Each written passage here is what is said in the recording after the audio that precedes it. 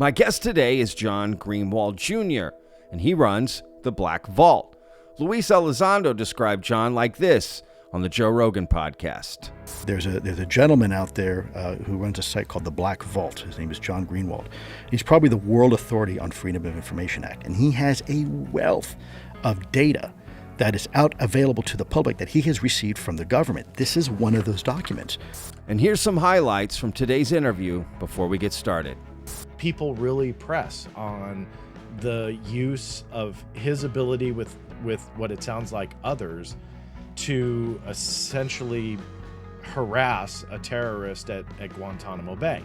There's a lot of questions there that I think whether or not you believe in them or not, or support that type of effort or not, that should be addressed. Is that a form of torture? Luis Elizondo was trying to pass a tip off to Neill Tipton. Is that his name? Neill Tipton? Is that what he said? Neill Tipton, yeah. Neill Tipton. So he's trying to pass a tip off to Neill Tipton so Elizondo can leave the government or go do something else. Well, that was kind of a question mark. Regardless, Luis Elizondo's name was on the sleeve. There was also another name, if I remember correctly, was R. Essex, oh my God. Which was the likely somebody within the Dopser office or who made the CDs, or it kind of doesn't really matter, because the bigger thing is this was created for Luis Elizondo. It's a 2L Elizondo from R. Essex.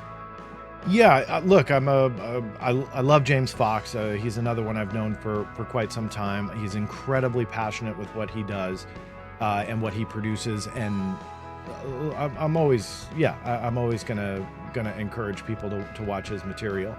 But the headline is another UFO boss to break silence in major book deal. Quote, the process of disclosure has begun. Everyday people, that disclosure has a set definition, whether or not you and I agree with it or not. I agree. Aliens and UFOs are real, right? Right, and aliens are above us. We've had John on twice before. I'll put links in the description for those previous interviews if you want to check them out. Now, without further ado, let me welcome my guest, John Greenewald. All right, betters, look who I have in the house. A very friendly friend. Is that a word? Is that a phrase? I don't know. It can very be today. Friendly friend. Yeah, it can be today. John Greenewald from the Black Vault in the house. Thank you so much, John. Oh, it's my pleasure. It's good to be back. Thank you very, very much for the invitation. Of course, man. A lot has happened since we last spoke, for sure. I honestly don't even remember when the last time I had you on. But all I know is a lot has happened. And more prominently, what's on everybody's mind in the UFO community, especially if you're the niche, UFO community, which you and I swim in those waters quite a bit, is Lou Elizondo's new book, Imminent, right? He's doing all these interviews. That is like the hot topic right now, the top of the pyramid, right next to Dick Cheney, apparently. So, so I guess my first question is, what do you think of this book, this rollout? Lou Elizondo's new book? Well, I was actually kind of curious even before the rollout, how it all essentially rolled out with the leak and all of a sudden, the majority of the book. I mean, it was, I believe, the better part of at least half of it, which generally you don't see on a pre-release. So somebody screwed up somewhere. So I'm always intrigued by those type of slip-ups, because part of me goes, okay, well, somebody screwed up and they're human and it happens, but they're probably not going to have a job next week. The other part of me was like, all right, is this, there's a lot of hype about this book, but all of a sudden, this major mistake happens, which ultimately, didn't hurt the book. I mean, it ended up in the #1 New York Times bestseller list the week that it came out. So obviously it didn't hurt it much, but you kind of wonder, like, all right, was this a little bit of a marketing ploy? And regardless of what really happened, we got a sneak peek essentially of what Luis Elizondo was going to come out with. And to my, I would say, surprise, what he came out with was something that was much more elaborate and much more, shall we call it, extraordinary than the stories that we've heard for quite a few years now. And that caught me a little bit by surprise, because he's very much had the aura of, I'm a nuts and bolts kind of guy, very scientific based. We may not be alone, but I'm not going to go there. And that took a 180 when his not only the preview leaked, but obviously his book itself, where now he's saying we're not alone. You know, there's NHI here, there's non-human intelligence, there's aliens, whatever you want to call them. To me, that was a surprise because that was not him prior to this with public statements. And then on top of that, you have a lot more. You have his details about his abilities from a remote viewing level, what he did with a terrorist in Guantanamo Bay. Those are, you know, very interesting stories because given who this is and his tone for years, to me that was a 180, and it was a big surprise to me. Oh, you caught me right on that drink ending. Sorry, there. I was that's like, I aimed it for that. I was like, oh, he's drinking. Stop talking. Put him in an awkward moment. Sorry about that. I noticed right when I stopped. I was right. like, No, I was trying to time that, get that in before. No, that's funny that you know it. So no, you brought up a lot of things that I want to pull the thread on there. sure. First, you know, put a pin in it because I want to talk about the mention you got on JRE. But first of all, the book leak, right? So this real quick, I just want to kind of go over that before we get into the details of the book. You know, I heard something from somebody recently that potentially I had maybe crossed some lines in some videos I made covering Luis Elizondo's book because it was quote unquote leaked out. And I was like, wow, I didn't think it was a leak. I thought just they put a preview out and I did videos on it. I promoted his book. Here's a link. I didn't do any affiliate link. Like I didn't take money or any, you know, just here's the book, go buy it. I would every video tell people go buy the book, right? Go get the book, however you can get it. But then I kind of heard through the grapevine, oh, maybe that wasn't, I was spoiling everything and just revealing everything in the book. I thought, oh, is it a leak? Was that a leak? Was that on purpose? Was that, can we kind of dive into that? Like, I mean, you did call it a leak yourself, but I don't know if you're just saying that because that's the terminology that's been That's used, the term. or Yeah. And I should have explained you feel that better. way. I don't know if there's been an official explanation. I know Luis Elizondo called it a leak as time went on, that it had He leaked did. out. I believe so okay. in one of his interviews. But to be honest with you, I want to hear the publisher say that. I want to hear that was a mistake because, you know, I've written a couple books myself. I've always been surprised at how much of a book is released for free. Now, their kind of justification for it is they'll give, you know, a couple pages, skip a bunch of pages, give a couple pages. But in the end, you have a large chunk of your book. And writing a book is no easy task. I give anybody credit that decides to do it. I've always supported authors. I've never spoken out against it. I've spoken out about the marketing of certain books, but not of books itself. It's a tough thing to do. So it always makes me cringe when you see so much of a preview go out.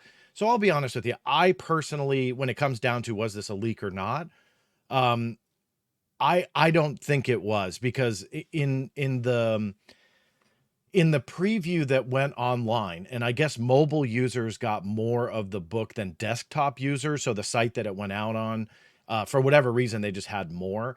I think that this is what they kind of tagged as a free release of the book. Now, if it happened earlier than they wanted, yeah, that's a little bit different. But is that a leak? I don't know. We're getting into semantics there. I think the bottom line, though, and this is kind of, it sounds like the feedback that you've gotten, but also in a broader sense, I myself posted screenshots of that free preview, and I believe that's in everybody's right. If somebody screwed up and went, oops, we weren't supposed to do this, well, that's not our fault. You know, our job is to bring news to our different and respective audiences, to inform them of what's going on.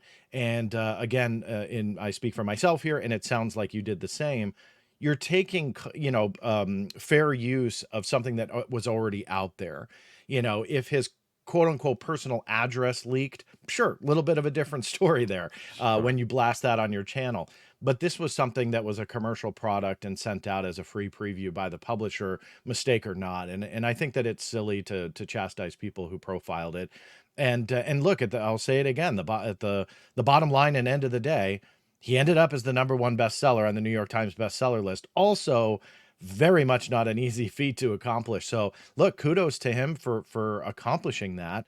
And that's it. Yeah, I think that anybody who gives anybody, you know what, for showing some of that free preview, doesn't really know what they're talking about, because mistake or not, this is what the publishing company wanted. I mean, remove your UFO hat for a day and look at this from a marketing perspective. Everybody was talking about the book, and look what Yeah. happened. So, Yeah. yeah, was it a leak? Probably not. It was probably either marketing, or I'll give it an oopsie on somebody's move, but I don't think it was more than that. Yeah, no, you make some great points. And it did get pulled down later. I will say that, right, for the full story that came out and did get pulled down. I mean, the videos I made that were about Lou's book, they got over 200,000 views together, right? It was like 5 videos or something. So a lot of people saw it. I thought, it would help sell the book. So I didn't think it was really a bad thing. Um, but yeah, I agree with you as far as that goes. And, who knows? Honestly, at this point, it's moot. It doesn't matter. It's past. The book's out. Mhm. What are we going to do about it? Right. So, um, something I found interesting, Lou's been doing all, before we dive into the nuts and bolts of the book here, Lou's been doing all these promotional interviews, of course, right, to promote a product you have coming out. You're working with other people. This is what you do, right? This is the process, the journey to get out and let people know about your story and what you're offering. And something I found fascinating was when he went on Joe Rogan, which everyone was waiting for that interview. And I do want to get your thoughts of what you thought of that interview. But in it, you got a huge shout out, man. A huge shout out on Joe Rogan. How did that feel? How cool was that? I don't know if you remember the congressional hearing that occurred last year where With David Grush? Nope, the other one, with Undersecretary of Defense for Intelligence, Ronald Moultrie, and some people from the Navy. And I think it was Congressman Gallagher that asked the very specific question. And he said, are you aware of UFOs interfering with our nuclear capabilities? And the response was something like, no, I'm not really familiar with it, never heard of it. And then the question was, I think, re-asked specifically at these locations. And the government's response was, no, not familiar with it. Well, here's the actual report from the Department of Defense. This is the actual intelligence report that was released through FOIA. There's a gentleman out there who runs a site called the Black Vault. His name is John Greenewald. He's probably the world authority on Freedom of Information Act. And he has a wealth of data that is out available to the public that he has received from the government. This is one of those documents. This is the document that our own government has no idea apparently exists. I like how they write it in all caps. Yeah, that's the old reporting. I very much appreciate his kind words. I mean, as he said, and I don't want to just repeat what he said, we don't always agree. And he's gone out of his way to say that a few times. But in the end of the day, I truly believe that we have the same goal. I've got a lot of questions. I'm known for somebody who pushes on those questions and will continue to push, and have had my skepticism with some of the things that have happened. But look, I've had a lot of personal one-on-one conversations with him away from podcasts and the public realm. I don't have a problem with the man, Luis Elizondo. I really don't. I never have. And I think that a lot of I don't even know what you want to call it, but the kind of the rift between him and I, from a public perspective, really isn't warranted. There's a lot of people out there that are huge fans of his and absolutely hate me. And Yeah. a lot of those names, some of which we don't have to name, but some of which your audience would probably recognize, they go out there and often misquote and say things about me that I've said that I've never said. And I've asked a lot of them before I just end up blocking them. But hey, why don't you source this? You're paraphrasing to death. Some people even actually use fake quotes, using quotations, making it look like I've said something, and they can't. They can't source it. My entire point is that I think a lot of that rift that was created was pure fabricated by those that were so offended that I would question somebody like Luis Elizondo. And I'm sorry, but questioning somebody like him, who is a veteran and a patriot and somebody who I don't have anything against from a personal level, is not an insult. It just isn't. When you have certain claims that literally will change humanity if true, I'm not asking questions enough. I'm sorry, I'm just not. I kind of hold back a little bit, and it's just because people take things that are like this, and then they just blow them up to an extraordinary level, that it creates more problems than it does good. So I believe that we've kind of found that common ground. And I truly, going back to your question, appreciate his kind of public show of that, because some of his biggest fans were like, oh my God, why would Oh he yeah. ever mention John's Yeah. name? And it's like, well, it's because I think we Yeah. found that mutual understanding and respect for each other. Again, with questions attached. I'm sure he questions what I do and what my motives are, and that's okay. I don't have any problems with that. If he were to publicly come out and ask me a question, I would not have a problem answering it. And I think that that's the way that it should be. And it's a shame. I've told him this privately, and I'll say it publicly again. It's a shame that those people have to create those fabricated stories and allegations against me, because they're not true, and it creates more of a problem. Just imagine, not to be cheesy here for a moment, but just imagine if we can all, oh, I don't know, work together on these collective efforts and understand that we don't always agree. But at the end of the day, we want the same thing. We want the truth. I want the truth. I want to know what Luis Elizondo did in the halls of the Pentagon. I want to know, was ATIP truly a story that they're trying to cover up, or was this more of a side hobby, and the story was embellished over time? There are certain things that I've asked to death for quite a few years now, some of which I feel I've answered on my own. Others I feel are still unanswered. And of course, there are some that I asked and Luis Elizondo answered. So you kind of have this wide array of answers to these questions that all encompass this thing that we call research. And that's what we do. We ask questions when we're researching something to get answers and move on. And whether that one question and subsequent answer spawns 5 others, great. That's how we move forward. And I just wish that people would understand that fabricating things about me or what I've said, or others too. I'm just speaking for myself here. But fabricating things and making it personal and accusing people of criminal behavior, and talking about stuff like that is pure fabrication, that does absolutely nothing for the conversation whatsoever. It just doesn't help. Like, just stop already. Let's go back to discussing about UFOs. I made a joke a few months ago. It's like, well, I'm old enough to remember when talking about UFOs was actually talking about UFOs, because it seems like today it's like you're either with us or against us. Don't talk about UFOs. I don't care what your thoughts are. They just make it a war, and it's combat. And it's like, no, that's not what this is.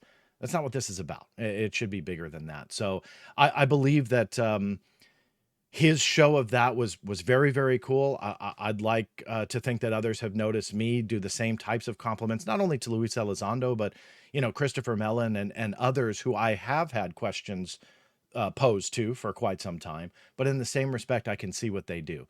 So I think we all have to come to a mutual understanding that we're in this together. We should be on the same team. And even though we may not agree on all things, that's okay. At the end of the day, we should have the same goal. Sadly, there's just quite a few that don't.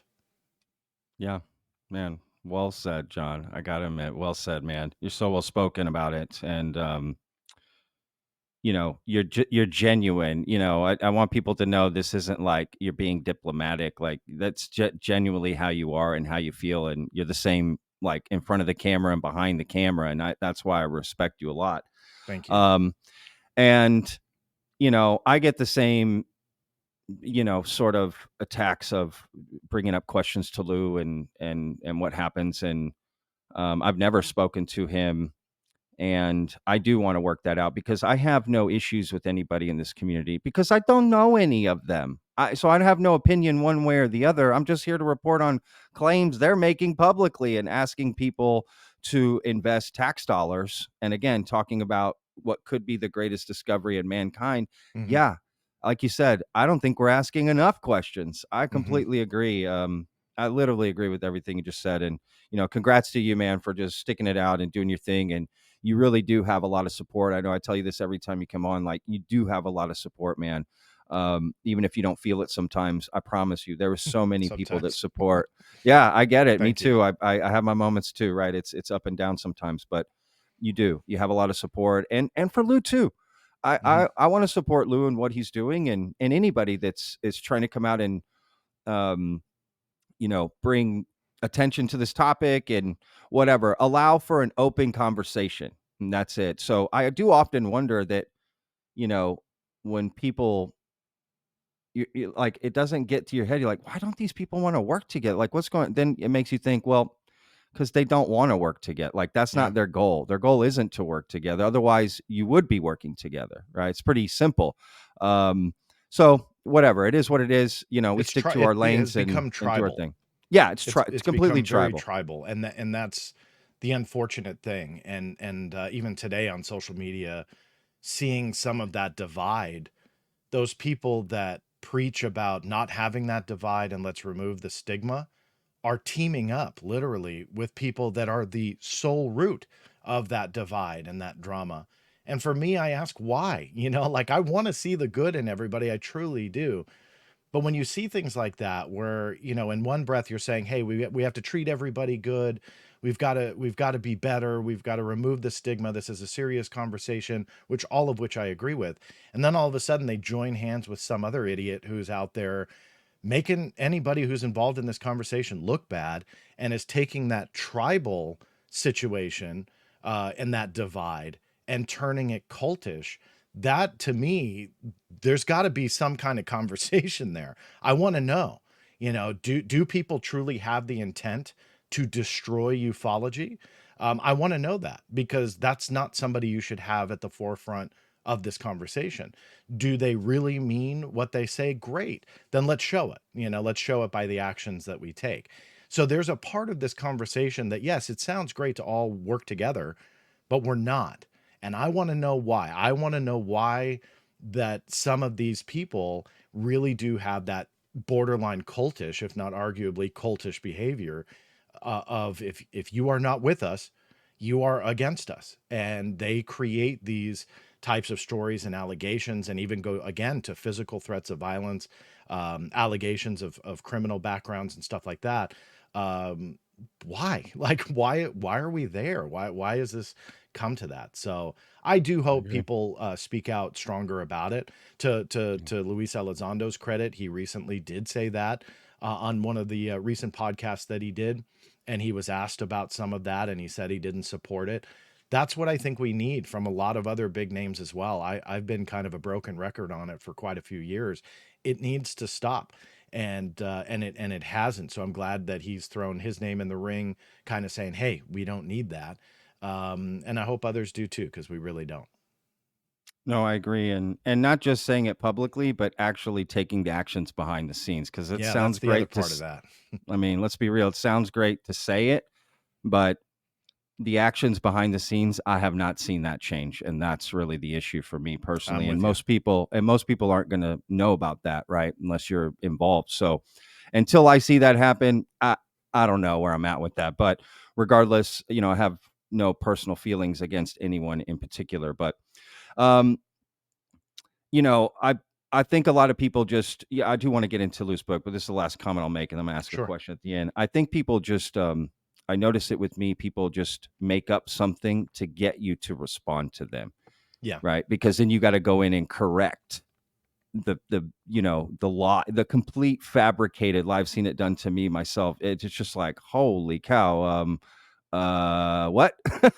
So whatever. I ignore most of it. The way I look at it is I'm on a journey, and I ignore everything unless it gets in front of my journey and it becomes a huge distraction for me and my community. Then I'll address it. If it's a wave off to the side in my boat, right? I don't care about that wave. But if it's a wave in front of my boat on the way, yes, I'm going to make adjustments. That's just kind of how I do it. Stay forward. But um, this book, like you said at the beginning, Imminent, it did kind of change people's perspective of what Luis Elizondo had brought up in the past, kind of what, like you said, he was more nuts and bolts. Okay, this is what I'm into. And he stated that was, you know, his itinerary essentially for when he was in ATIP or, whatever program, or, in the Pentagon looking into this, that he was looking into more modern, events and nuts and bolts. But then this book comes out and you hear about he's got remote viewing capabilities and had them for a while. And in fact, got so good, he can drop into that mode like a light switch, no prep, no nothing, can just, flip the switch. So I'm curious, like, what you think about that revelation, and had you heard anything about that before the book came out? Yeah, there was rumors that he was into that. That there were stories that had circulated, not obviously as widespread prior to his book release, but yeah, there was some rumors about that. So I was a little aware of it, but I had never talked to him about it and never asked him. And when it comes to his ability, I don't know enough about remote viewing to sit here and judge it. I Yeah. really don't. I mean, I've got all the Yeah. files. I've had them for years and years and years from the CIA and the Stargate collection. I was one of the first, or arguably the first, ever to put them online. So there were a couple researchers that were vying for these things, and this is going back 25 years or whatever it was ago when we were fighting for them. And the CIA finally released them, and it was all part of the Stargate collection. And they had brought in a lot of their CIA remote viewing material, but also some of the other stuff like Grill Flame and Sunstreak, I think was the other program name Wait, from what? DIA and our yeah. There's Grill it's a Flame whole and show in itself. Sunstreak? Yeah, Yeah, I mean, you're these right. Okay. were different types of There's programs betters that right now just Googling. They're like, yeah. like, Yeah, Grill and you Flame. find that with a lot of things. A quick note on that: you find that with a lot of things. Even MK Ultra was the same thing, where MK Ultra we all know is the mind control CIA program, but Yeah. there were other operations and research programs specifically for a defensive reason through the U.S. military, so outside of the CIA, and the CIA caught wind that they were trying to defend against what at the time was a Soviet.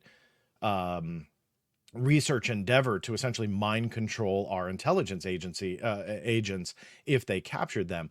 So our intelligence agencies, namely the CIA, said, "Well, hey, if we can do this for defensive reasons, let's see what we can do for an offensive sort of thing." So Hmm. that kind of spawned into MK Ultra, but. You see that a lot where there's the one main program, but there's all these other ones that kind of branched Yeah, off of it or was the sure. root of it, and that was the same with remote viewing. So the remote viewing documents came out, and look, there's a lot of interesting things that they did, even remote viewing the surface of Mars, and all sorts of crazy things that they did. And I say crazy loosely. I don't know how much truth there is to it, Sure. because you do have names like Uri Geller who is involved, and some other names that you wonder, okay, well, was this a legitimate thing? Did Dr. Howell put off potentially fabricate some of these results to continue to get funding for Stanford Research Institute or SRI? There's a lot of different questions there. So I don't have the answers to them.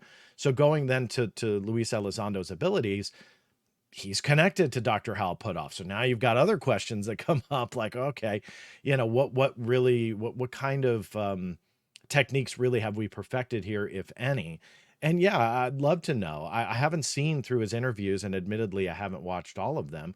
People really press on the use of his ability with what it sounds like others to essentially harass a terrorist at Guantanamo Bay. There's a lot of questions there that I think whether or not you believe in them or not, or support that type of effort or not, that should be addressed. Is that a form of torture? If you could have that ability, is it proper to utilize that against somebody? Again, I'm not saying that I support it or don't, but I'm just saying there's a lot of questions there, and it seems like all the news agencies just kind of leave all that out of it and focus on some of the UFO stuff. And I get it. That's interesting. But when you pull in Guantanamo Bay and that type of effort to harass one of them, I think that deserves a few follow-up questions myself. So I Oh yeah. was surprised at all of that. I really didn't expect those types of stories, going from rumors that maybe he had that ability to, not only did he have that ability, but this is how they utilized it at least in one occasion. Surprise to me. I mean, I want to know who those other guys were that were brown bagging in that conference room with them, right? Yeah. Like, who are these other guys that combine their efforts? Which I don't know if I'd ever even heard that you could combine remote viewing efforts together, like like a Voltron, like, you Yeah. know what I mean? Like, we're gonna, I don't know, just multiply the power. What if you can already do that? How does it make it more powerful? Does that make sense? Like, Yeah, maybe and the that's where I'm apparition. just They not. created the apparition, right? That the guy supposedly saw. Yeah, Is that the next level, or I don't know? I wish I had an answer for you. Yeah, no, Definitely no. not I'm just educated throwing enough out on. questions. Yeah, yeah, Yeah, yeah. yeah. I'm with you. Yeah, but it's a conversation worth having, and Sure. I'd love to hear not only his answer, but well, is the DoD pursuing this type of research? Did they see promise in it? That kind of stuff, because there is a lot of rumors when it comes to the Stargate program and remote viewing, and then also MK Ultra and mind control. That public statement by the U.S. government is, oh well, we put millions of dollars into it and didn't turn out to be Didn't anything. work out. Yeah. But the rumor then comes around, well, we actually did have success with it, so it kind of went to a black budget program or something much more secretive. And that's fine. I would actually believe that, because history shows us the government has done that quite a few times with various research programs where they start with public money.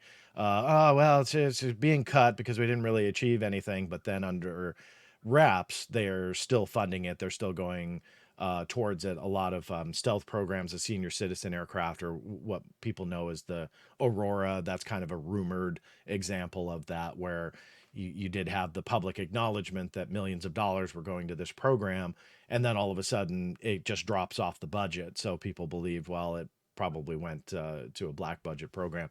Those types of things is what I'm referring Yeah. to. So did that happen here? I don't know.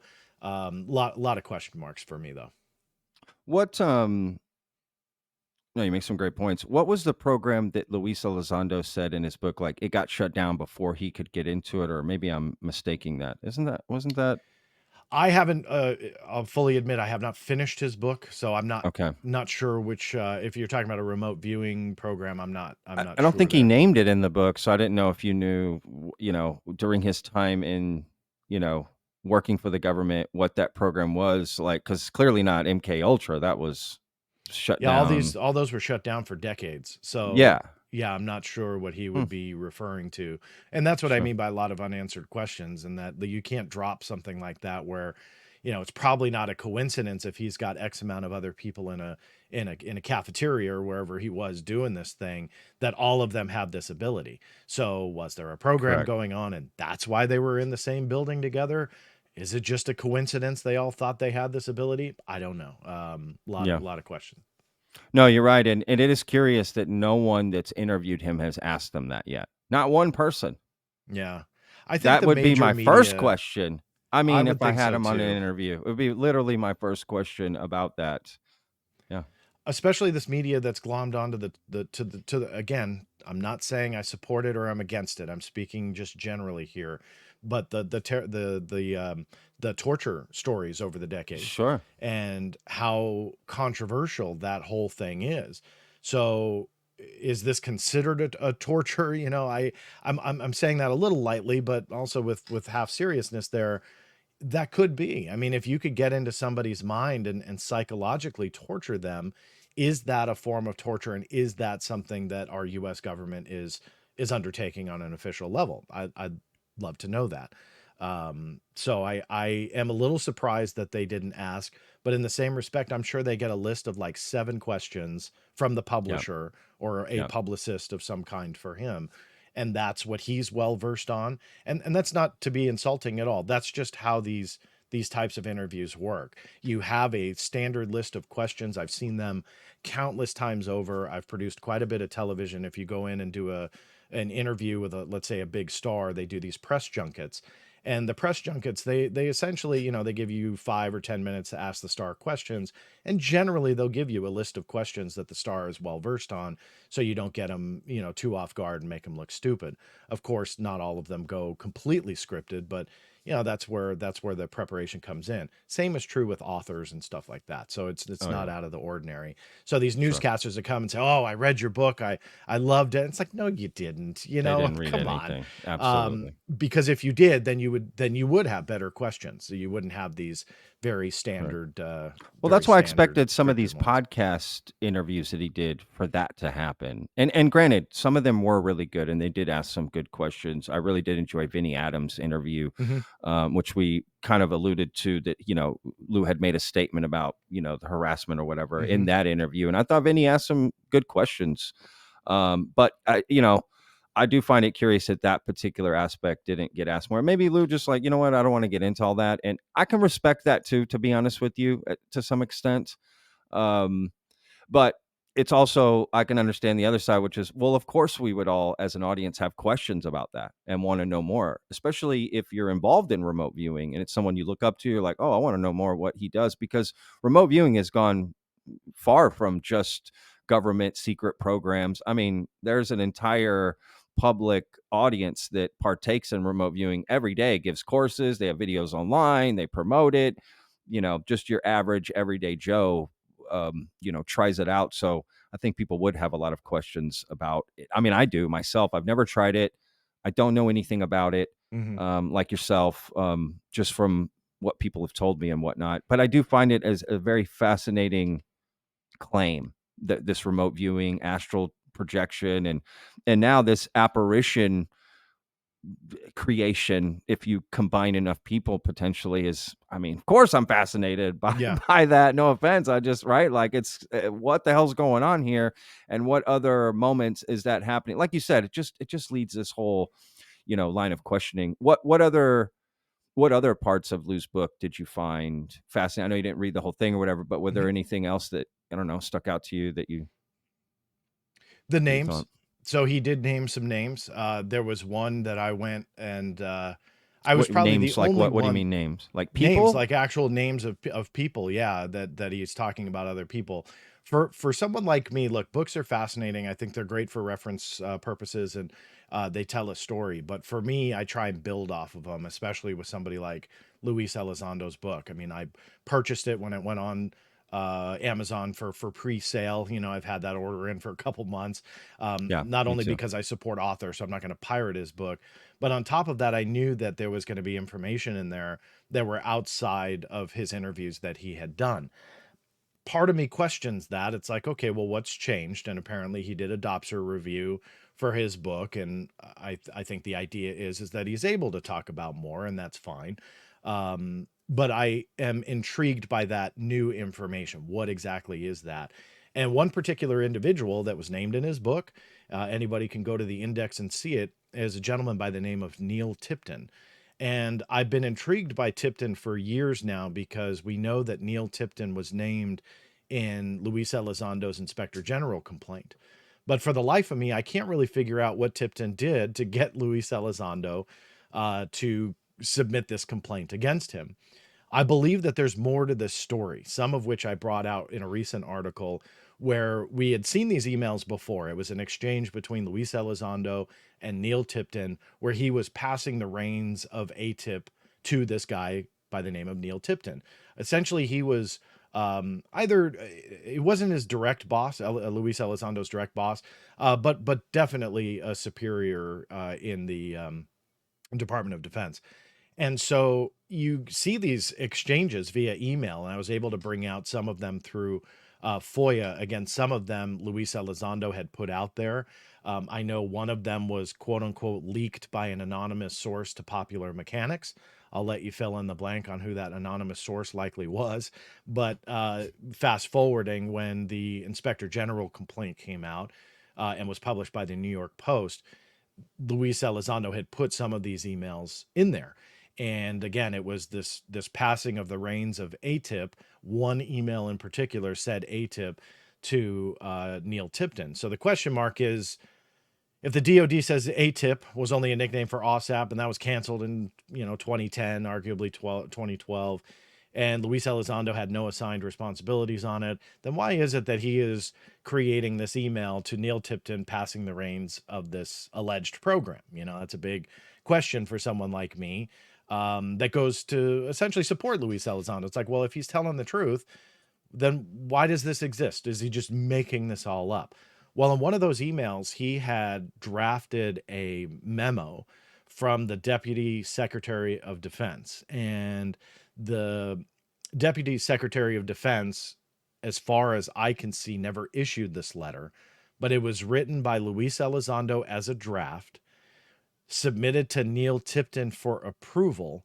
Then it was going to go to the DepSecDef for essentially an issuance department wide, which was going to be transferring the ATIP responsibilities to Neill Tipton, but then on top of that, instructing all of the uh, Department of Defense components to take, although they didn't say UAP, they were essentially talking about anomalous threats.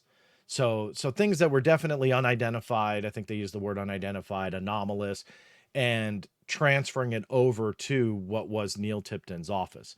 So that was going to be the hub for essentially UAP information without saying UAP. I mean, by definition, that's what it was. And we don't know what happened after that. When Tipton said that he was going to review Elizondo's letter, his draft, and get back to him, he never said, "Hey man, what are you talking about? Like, I have no idea what any of this is." On the contrary, he says, "Okay, great. I'm gonna look at this and I'll get back to you." Luis Elizondo also, by the way, in this email to Tipton said that it was per front office guidance that they were supposed to draft this letter. So obviously, there was a lot of details there that if Elizondo was just completely off his rocker and his cheese slid way off of his cracker, and Neill Tipton looked at him and went, "What are you talking about?" Then he would have said something, right? He had a couple opportunities there to say, "Hey, you're being nutsos. I don't know what you're talking about." And he didn't. He said he would read it and that was it. And the reason why I bring that up is some people believe that he concocted this entire paper trail while he was in the government in order to then come out and then leak all of this to everybody and say, "Well, see, I ran ATIP." In Elizondo's defense, these things were incredibly hard to get from the U.S. government, which speaks volumes. On top of that, yeah, they were leaked to Popular Mechanics, only one page. On top of that, yes, they were published by the New York Post, but as far as I know, not by Elizondo's wishes. My whole point being is that if that story were true and he concocted this whole paper trail, they would have came to the public a hell of a lot easier than they did, and yet Yeah. they didn't. On top of that, Elizondo probably would have saved that DepSecDef memo that he drafted, because to me, that was the most important piece to all of this. Even though he wrote it, that's fine. Look, there's an argument that can be made. It's like, well, Elizondo wrote it. Who cares? Well, in the evidence, it says that he had the guidance too. So that's interesting to me. I want to know what the root of that guidance was. And again, those theories that kind of circulate that he's making this all up and concocted this paper trail, the evidence doesn't support that. That doesn't mean case closed on the ATIP/Elizondo saga for me. But in the same respect, I can appreciate actual evidence and verifiable evidence at that. And so this has kind of created a new list of questions for me, like what was really going on. It should also be noted that it was like the day that Tipton responded back to Elizondo and said, "I'm going to review the letter," Elizondo resigned. So it was that day. So coincidence? I don't know. Was he waiting for that acknowledgement by Tipton? I don't know. Wow. It's a very bizarre thing. But up until that point, Elizondo was incredibly complimentary to Tipton, saying that he was the right man for the job, just very overly complimentary, even inviting him to go fishing. There was like, well, what did this guy do? And that's where I think that there's more to the story, because what I saw from Luis Elizondo's book, I still can't figure out exactly what this guy did. So I think that there's an unwritten history there that I'm going to continue to poke at. I do believe that there is a certain portion of this story which has yet to come out that's going to be pretty interesting when it does. That's just we'll call it a gut feeling, but I think that there's definitely more to it, and I'm hoping to uncover it sooner than later. Yeah, sure. Wow, there's a lot to unpack there. Yeah, sorry. All right. No. I was waiting for you to dude, take a sip of coffee, and then I was just going to end it right there. yeah. No, man, I love hearing you speak because you bring up so many threads that I want to pull, and I love that. To be honest with you. Okay, so let me steelman this back to you. See if I understand kind of what you just explained, just for anybody listening. Because maybe I'm a little confused, but maybe not. Maybe I got it. So am I, so it's okay. Yeah. And I'm not saying I would understand all of it, but okay. So essentially, Luis Elizondo was trying to pass ATIP off to Neill Tipton. Is that his name? Neill Tipton? Is that what he said? Neill Tipton, yeah. Neill Tipton. So he's trying to pass ATIP off to Neill Tipton so Elizondo can leave the government or go do something else. Well, that was kind of a question mark. What was he going to do? Did he have this retirement plan, this resignation plan for, it was technically October 3rd, 2017 when he submitted his resignation letter. Was this TTSA related, that sort of thing? That it was what? I'm sorry? TTSA related? Well, according to Elizondo, no. According to Elizondo and what he told me in a recorded video interview, anybody can look this up, he didn't know about any of that when he retired. So he's saying he didn't know about To the Stars? It's what he said. That he did not have a plan to go there. And on top of that, this is I'm going to take a 180 here on what I've just been saying. This is kind of what a lot of people don't talk about this. Everybody credits Luis Elizondo for bringing out those videos to the general public. Would you agree with that sentiment that most people credit him? He's the guy that got them released to the public, right? That's that's the story, right? I'm sorry, I wasn't trying to play a gotcha moment. No, just want to make sure like that I'm not just making this stuff up. Luis Elizondo told me that he never intended for those videos to go public, that he wanted to use them for an internal database for tracking unknown objects, how he termed them as drones, unidentified aerial systems or UASs or unidentified aerial vehicles or UAVs, and in essence drones. And he was creating an internal DoD use only that they were going to share to industry partners, which included law enforcement, even tribal police, and they were going to create this database to track these objects. Again, mostly geared towards, at least this is how he worded it, drones. So when I was asking him these questions on this video, I did this a few years ago, and he told me that he never intended for those videos to go public. I was surprised. I asked him then, the follow-up was, well, did you know To the Stars Academy had them? And he said no. And that doesn't make sense to me. He's working for them after he retired. I'm paraphrasing this part, but he essentially said he just kind of wanted to dip back into the shadows and retire, resign, and that's it. But obviously he went into To the Stars Academy and he was introduced to them and he was on stage within like 2 weeks. So take that for what you will. If he really didn't have this plan, this grandiose plan to come out, I'll let your audience decide that one. But when he told me that he was kind of as surprised as anybody that these videos come out in the New York Times, 2 of which in December of 2017, the 3rd, GOFAST, in March of 2018, that he was surprised, that to me, that doesn't jive. Now, whether or not he's changed his story or not since then, I haven't seen him blatantly say, hey, I said this a few years back, but that's not true. This is the reality of it. I don't know. I'm not aware of it. So I think more people should talk about that. What is the real story here? Did he get those videos out? Well, according to him, no. And if anybody that's watching, if you're familiar with an interview, because look, I mean, I'm very interested in the story, but I don't have the time to watch every interview he's ever done. So if he did an interview and he recanted that, please let me know. But I go off of what he told me in a recorded video for my audience, which was he never intended those to go out, that it was something that he would, in his words, he said he would advise against posting them. That's what his advice would have been to the Stars. I invite anybody to look up that clip. I think a lot of people kind of ignored that, or if they did deal with it. What was very interesting the clip on your show, you're saying? Yeah. And in fact, I'll send it to you if send it, and I'll put it right here in the edit. According to the DOD anyway, those videos had to adhere to what was on that, what they call the DD Form 1910, which we didn't label it yet. But the DD Form 1910 was for that private U.S. government use only.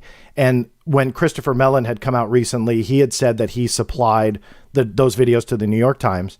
Then in the James Fox's great documentary, in that, Christopher Mellon came out and said somebody, didn't name them, but somebody bent the rules. That was what his wording was, which I want to juxtapose that with how we were shown the videos from To the Stars Academy. I don't expect you to speak for To the Stars. I'm not asking you to, but I do want to ask about what they called the chain of custody, because that's another one of those disconnects where paperwork says internal use only, cleared for that. Then we see the videos, and they were kind of advertised at, well, not kind of, they were advertised as going through the declassification process through DOD. Is that accurate? Yeah, What is that chain of custody?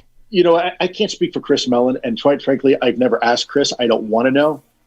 There's, I hate to say plausible deniability is sometimes a good thing. But out of respect for Chris, I've never asked him this source, and I don't really plan to be honest with you. That's between Chris and whoever he talked to. How TTSA wound up putting them forward. I will tell you, if you were to ask me, I probably would have been more hesitant to do that, but it happened, and it happened without me knowing. That really wasn't. So you had no idea that they were going to release those videos? Not until the New York Times article. Yeah, that was not. I was not. I was not aware. So. Were you aware they had them? If I can ask that.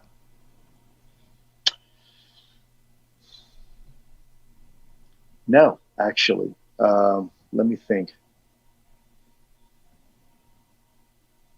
John, I don't recall. I really don't. I don't think, because I remember being very surprised because the intent originally was for a community of interest, an unclassified, but for official use only, if you will, community of interest. And I wasn't the one who provided them. So I really don't know what TTSA was thinking. You probably want to talk to them. As you know, I'm no longer publicly affiliated with TTSA. They're great people. Tom's a great guy. We still talk. But I can't speak for TTSA. I got you. So when you look at that, what was interesting when I came out with that interview, and I kind of let the audience digest it for a little bit, and then I kind of profiled it. I clipped it out and I said, okay, like how does this kind of fit into the narrative that we've been told now for a couple of years? People move the goalposts. It's like, well, he has to lie to cover himself. Now, that's obviously not Luis Elizondo saying that. Those are obviously those that support him, believe in him, and so I'm separating that. I'm not saying he is making that claim. But then if that really is true and people want to move the goalposts and say, oh, you have asked these questions, he's not a liar. Then it comes out and go, well, the truth was fudged a little bit, or in this case, a lot of it. Then those same people are like, well, okay, so he lied, but it's okay because he had to protect himself and XYZ, whatever explanation. No, if you start to think that the truth is not being given to you, then you have to ask why. Luis Elizondo has a pinned post, or it was pinned the last time I checked, that essentially he would always be honest with you.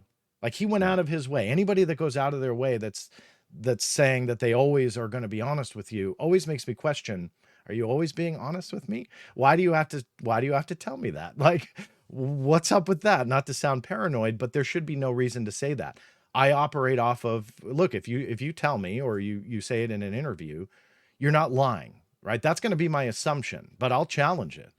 I guess it's the old, what is it, Reagan adage, trust but verify kind of mindset. Yeah. It's the same type of deal with me. I will believe someone, but I will push and try and verify it. And I think that that's what we should all do. So for him to pin that, I think people need to ask that question. What really was your intent? And when you go from 2017, the New York Times published that these were declassified by the U.S. government. That is not true. When you go from Tom DeLonge and To the Stars Academy saying these went through the official declassification review process for release to the public, none of that was true. Wow. I got a lot of crap for this. I was the original one that was pushing. These were leaks. These are unauthorized releases. That doesn't mean I didn't want to see them. That doesn't mean I don't think they're fascinating. Yeah. But I was like, wait a minute, there's something wrong here. So I went after the Dopser paperwork. I went after what was called the DD Form 1910. Part of it had already leaked through George Knapp, but they removed Luis Elizondo's name when he leaked it. Why? I don't know.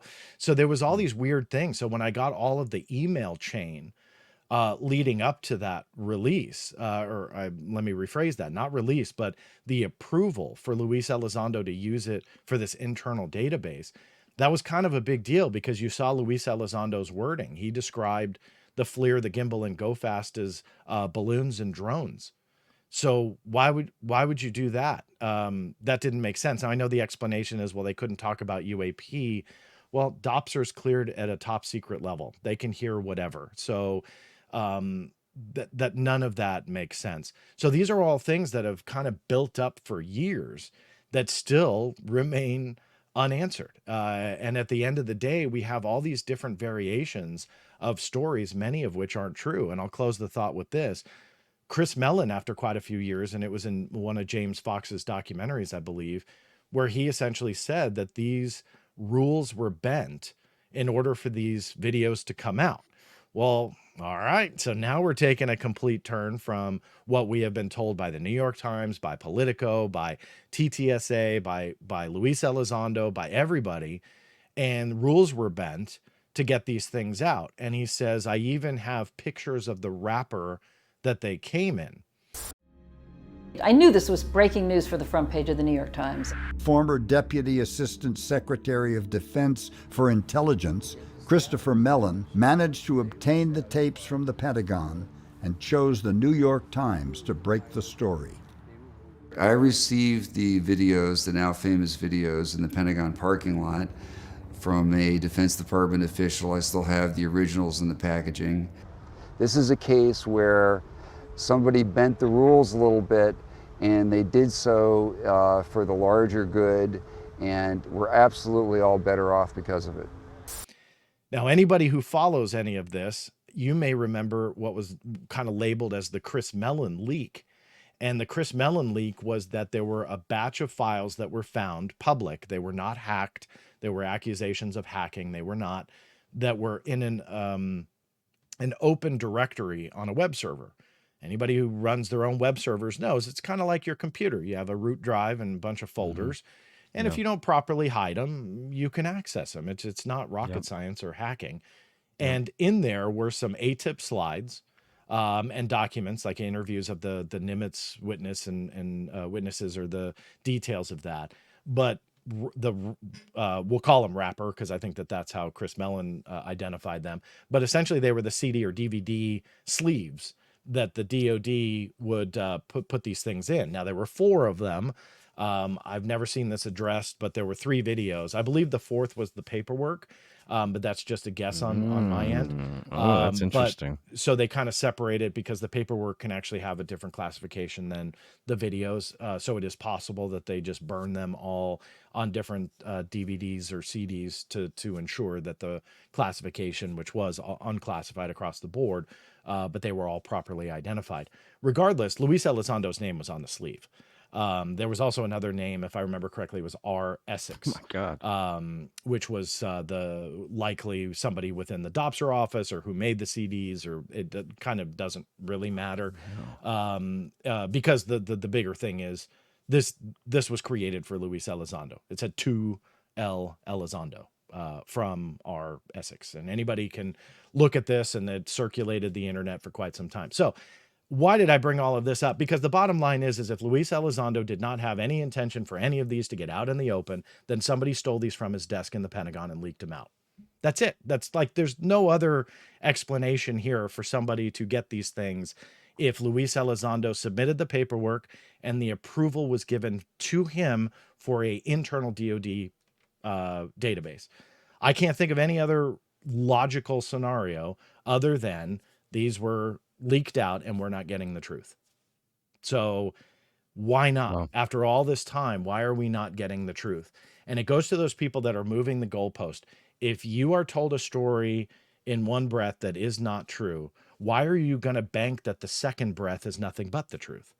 And that for me is the issue here, is that you have now too many instances like this that have piled up, from resignation dates, to the videos coming out to the public, to the true root of how all of this went down. There are too many things to just let this go. And that doesn't mean UAP aren't real. That doesn't mean that we shouldn't have scientific study. That shouldn't mean that stigma should stay.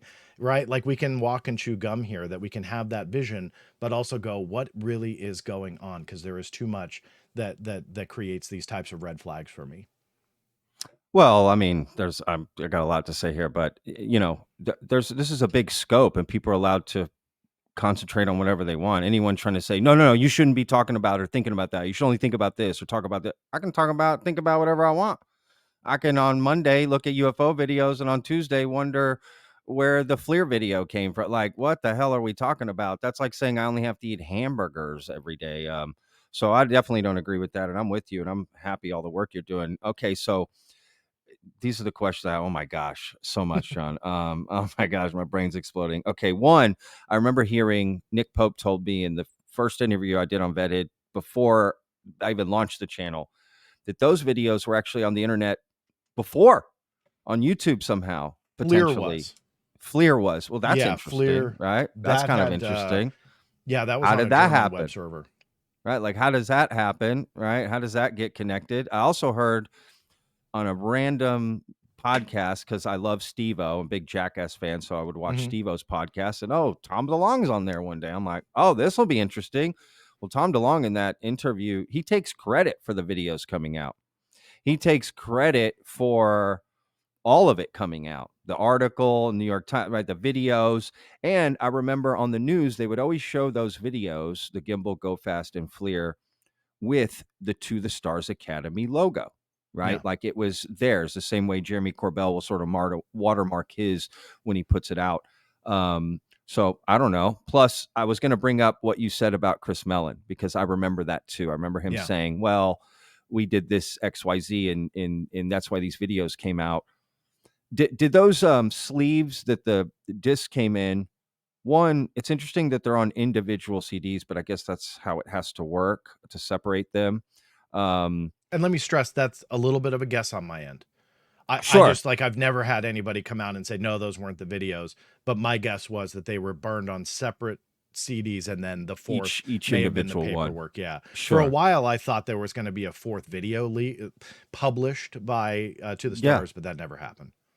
But it still potentially could, or something else after all there, this time, or I mean, whatever. it's 2024. I mean, if they were going to do it, I would imagine, they've defuncted the corporation at this point. So. Sure. Well, maybe one of those videos already did come out, so they're like, oh, it came out another way. But I mean, I'm just exploring every possibility.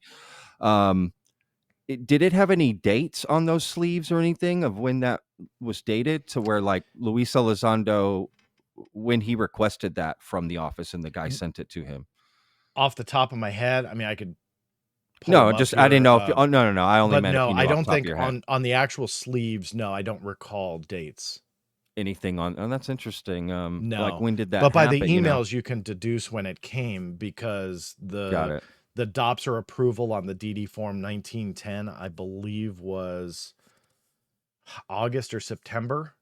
Again, I can send you all the of paperwork 2017 of 2017, right? Wow. So all of these balls were set in motion in the last 90 days of Luis Elizondo's time in the Pentagon. And I've tried to keep track. I've got this thing, I send this to you as well, but I've taken these government documents and interviews and so on and so forth, and I've created this massive timeline of the ATIP, even the OSAP era, so 2007 through present day, and essentially just tried to log all of this. When did he resign? When were the letters submitted? There were 2 resignation letters, by the way. Nobody told you that until it came out in FOIA, by the way. But so there's something really bizarre there. But regardless, there were 2 resignation letters. So I've tried to keep track of all of these different verifiable dates from the documents, rumored dates by the different interviews, and even the dates that have changed. And I've kind of noted that on the timeline.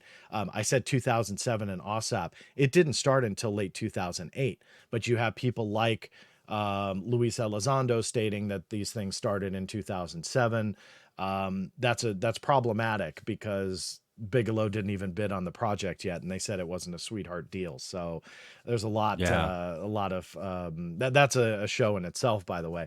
So I've tried to make sense of all this in the timeline, and spoiler alert, it's very hard to make sense of.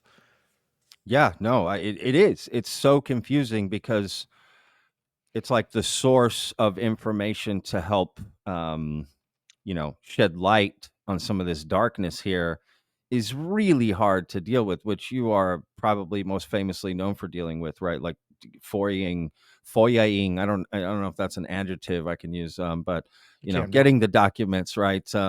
It has now. It's in the Urban Dictionary at least, anyway. The vetted Right. dictionary. Yeah, the vetted dictionary. It's getting larger because I make up words every video. Same here.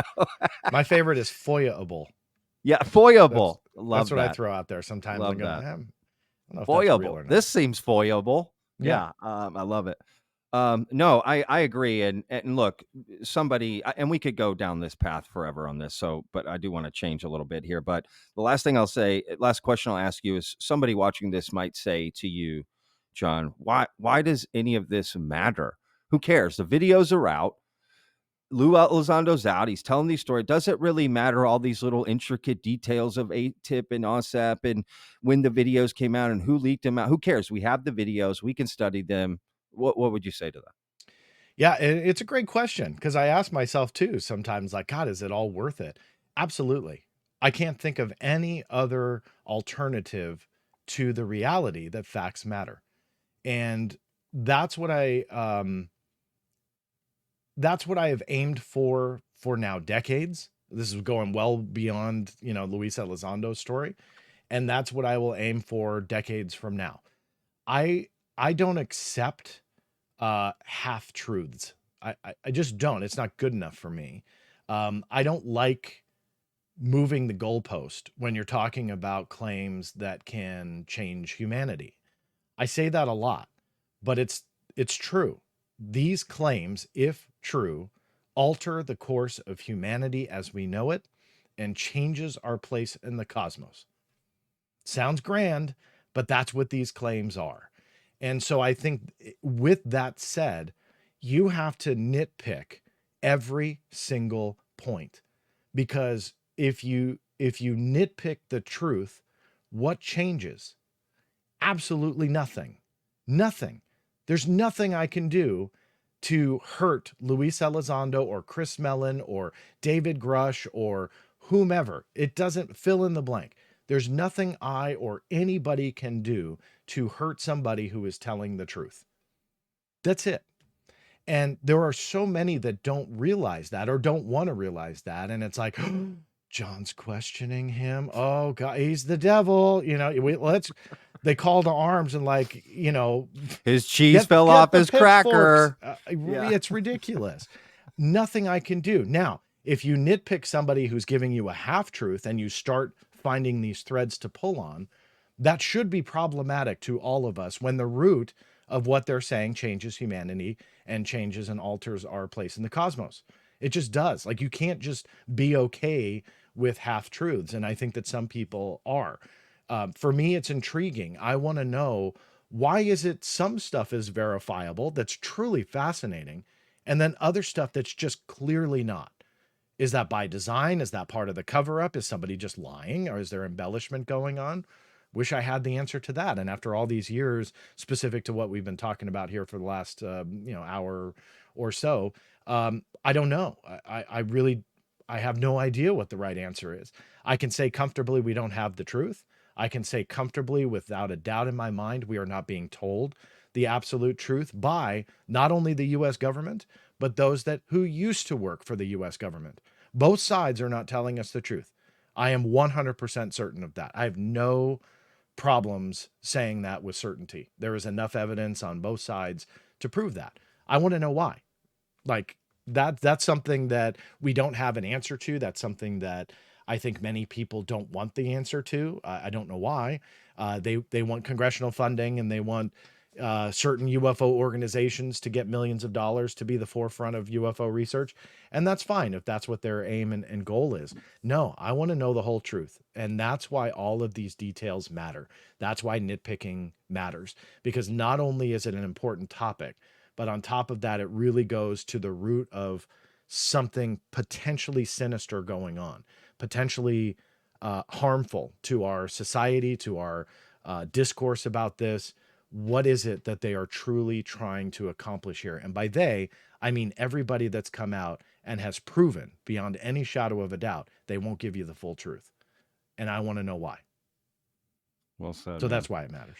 No, well said, and I agree, and I think any reasonable person would completely agree with that. And it's the unreasonable people. It's a small group, but they're very loud.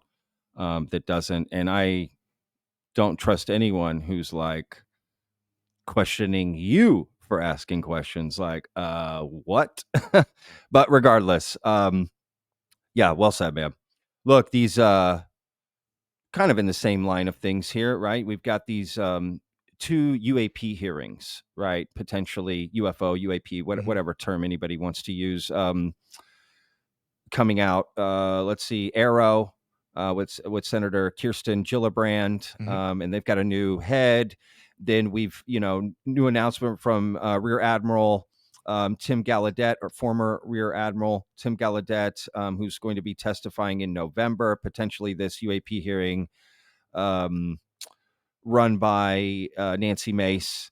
So I'm curious what you think about the hearings, or what questions maybe you hope, like, what do you hope that they, ask or get through, or what information, or, that sort of thing. I'd love to see more government heads in the hot seat. When the first hearing happened, I had posted a thread of people that I think should be what I'll call the hot seat, but the person being asked the questions. I have no problem with a hearing of more people from the outside, not necessarily David Grush again, but people like him, those that want to blow the whistle on something. All of that is great, but I think we're beyond that at this point. I think we are beyond the need for more people wearing a military uniform or former government to come in and tell us UAP are real, there's a cover-up. We know that.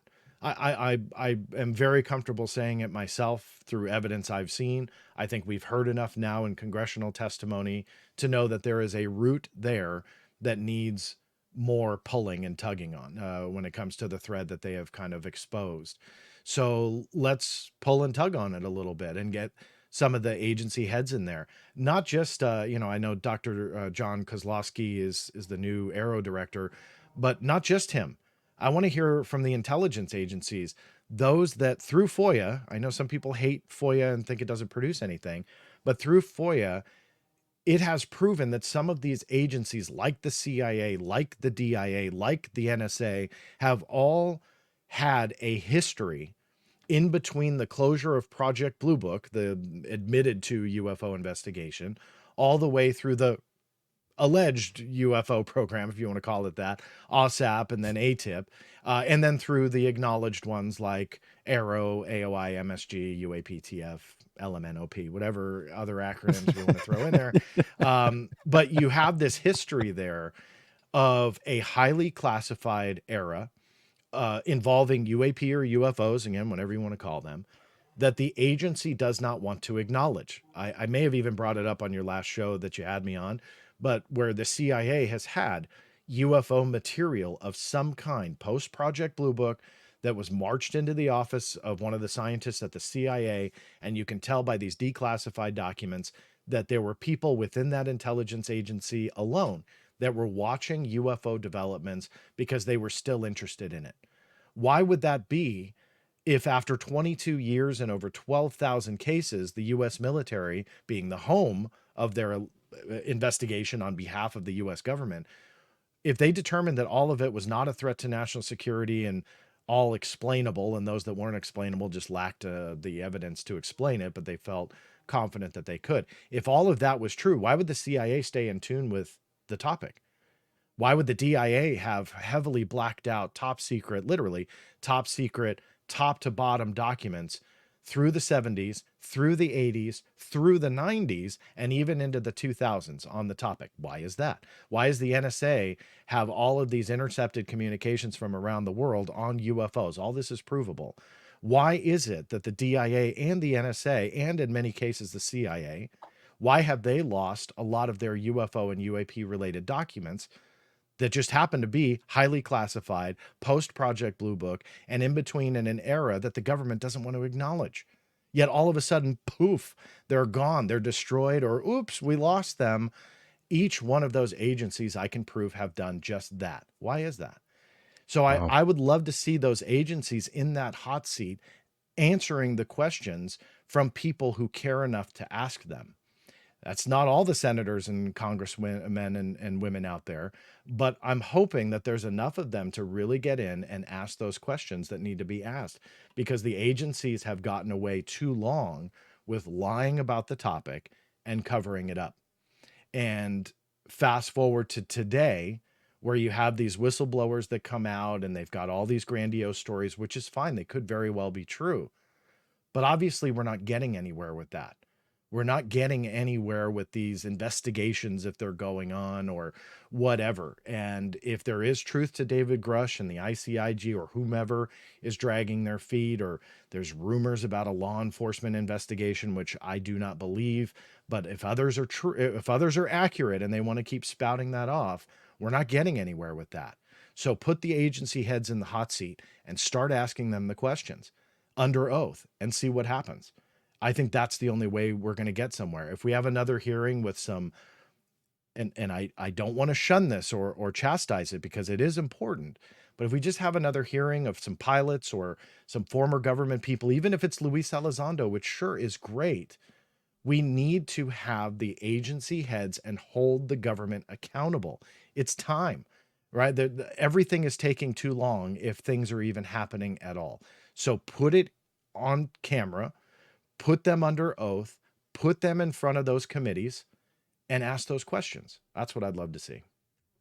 I love that. And to kind of add on to what you're saying, you're basically saying, yes, fine that of course all these people want to testify. Excellent. Let's do it. Boom.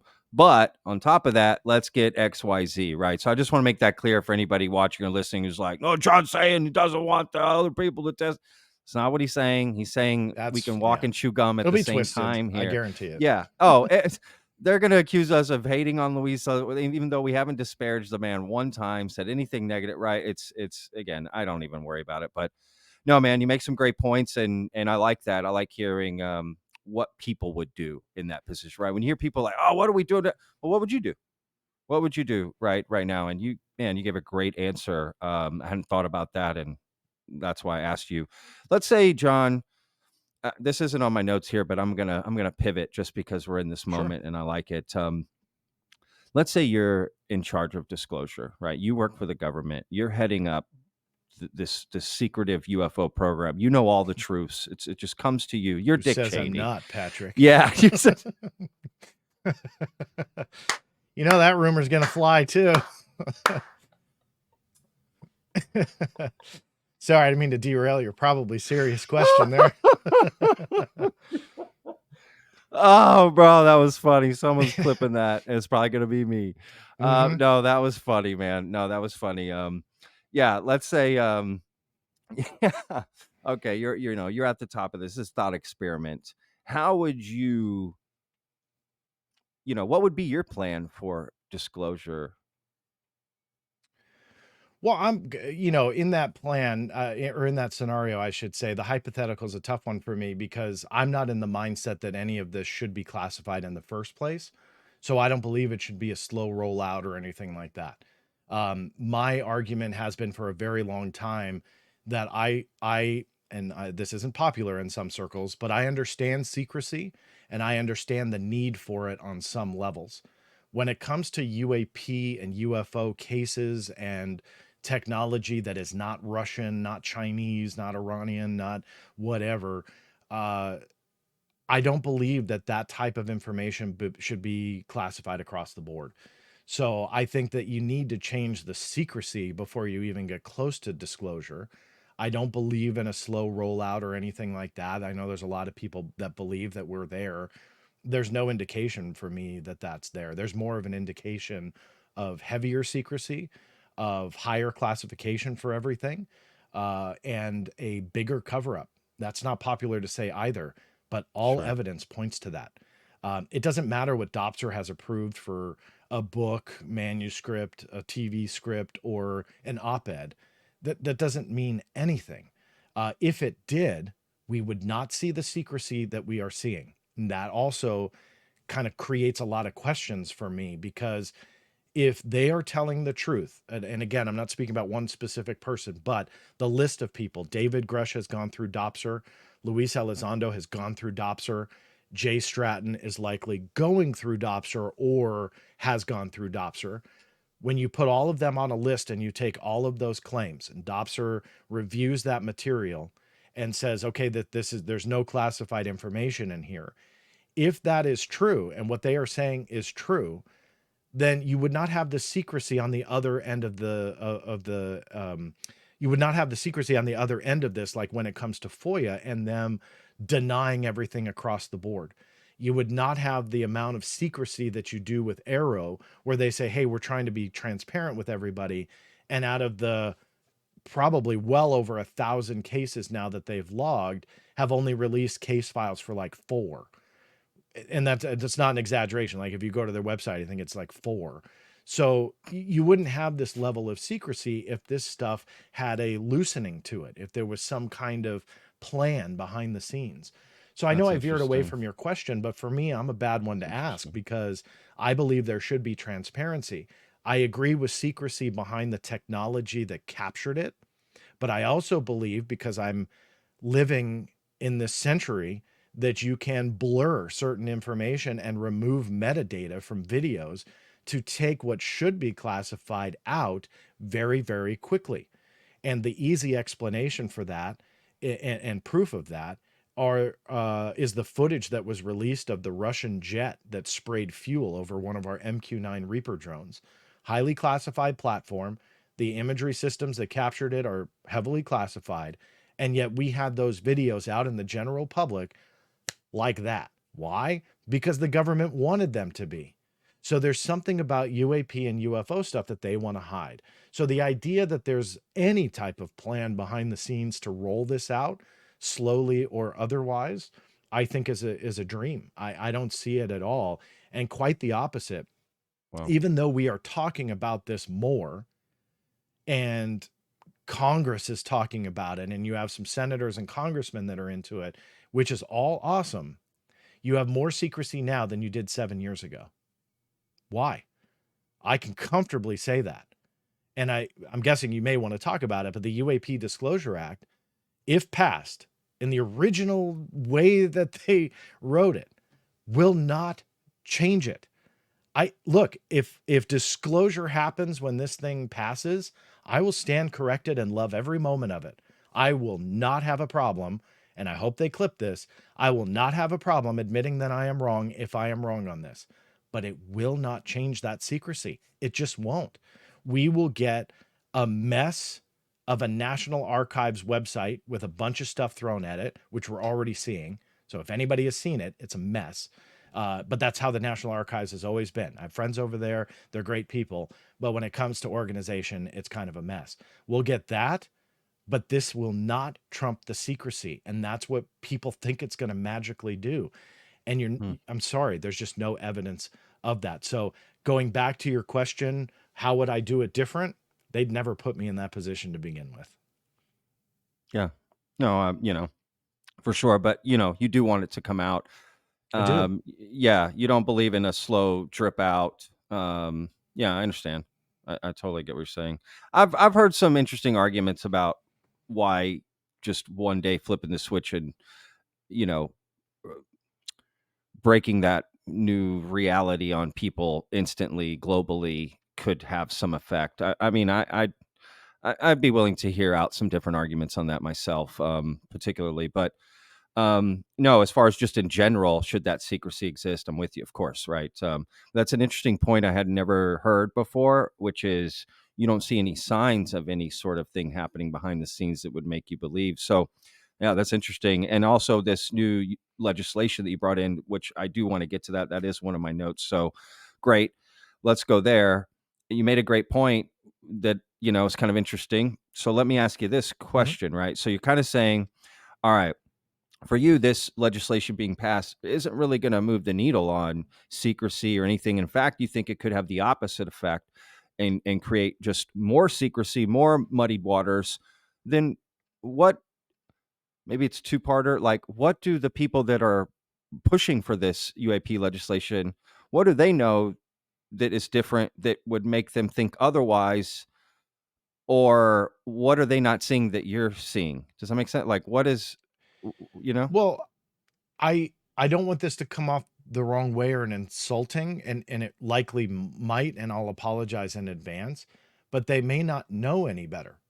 And I know that's going to come off as jerkish, and I don't mean It's it not, to be. I don't think it that way. But I think what you have to do is go back to the roots of the UAPDA and see where it came from and how they flaunted that it was going to be modeled after the JFK assassination document legislation that they passed, and look at the outcome of that.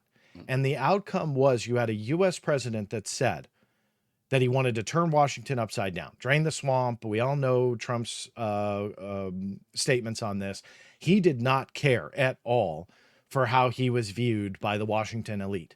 So he wanted to turn that upside down. He says that he was going to declassify everything. This legislation goes through. It passes. Documents are being reviewed. What happened? Fast forward to the end. What happened? Thousands of pages are still withheld. The president that said he wanted to turn everything upside down, drain the swamp, doesn't care about what the Washington elite says, agreed with it. He signed off on it. He didn't have to, but he did.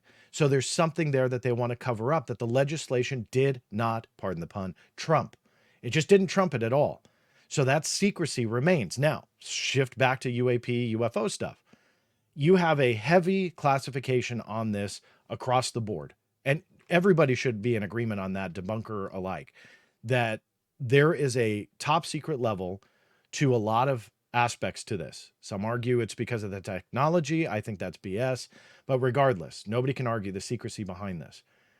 Will this legislation all of a sudden just, again, pardon the pun, but trump all of that? No, there's zero indication that it will. There's the idea and the hope that it will. And that's what I think people are latching onto.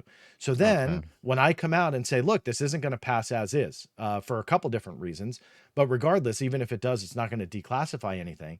You know what people did? The biggest haters out there, and some very loud voices at that, twisted what I said that said I was anti-UAP disclosure, anti-UAP Disclosure Act, and created this gigantic thing. I'm here to tell you that has nothing to do with it. My personal thoughts, I would love disclosure. That's it. That's how I'll leave that.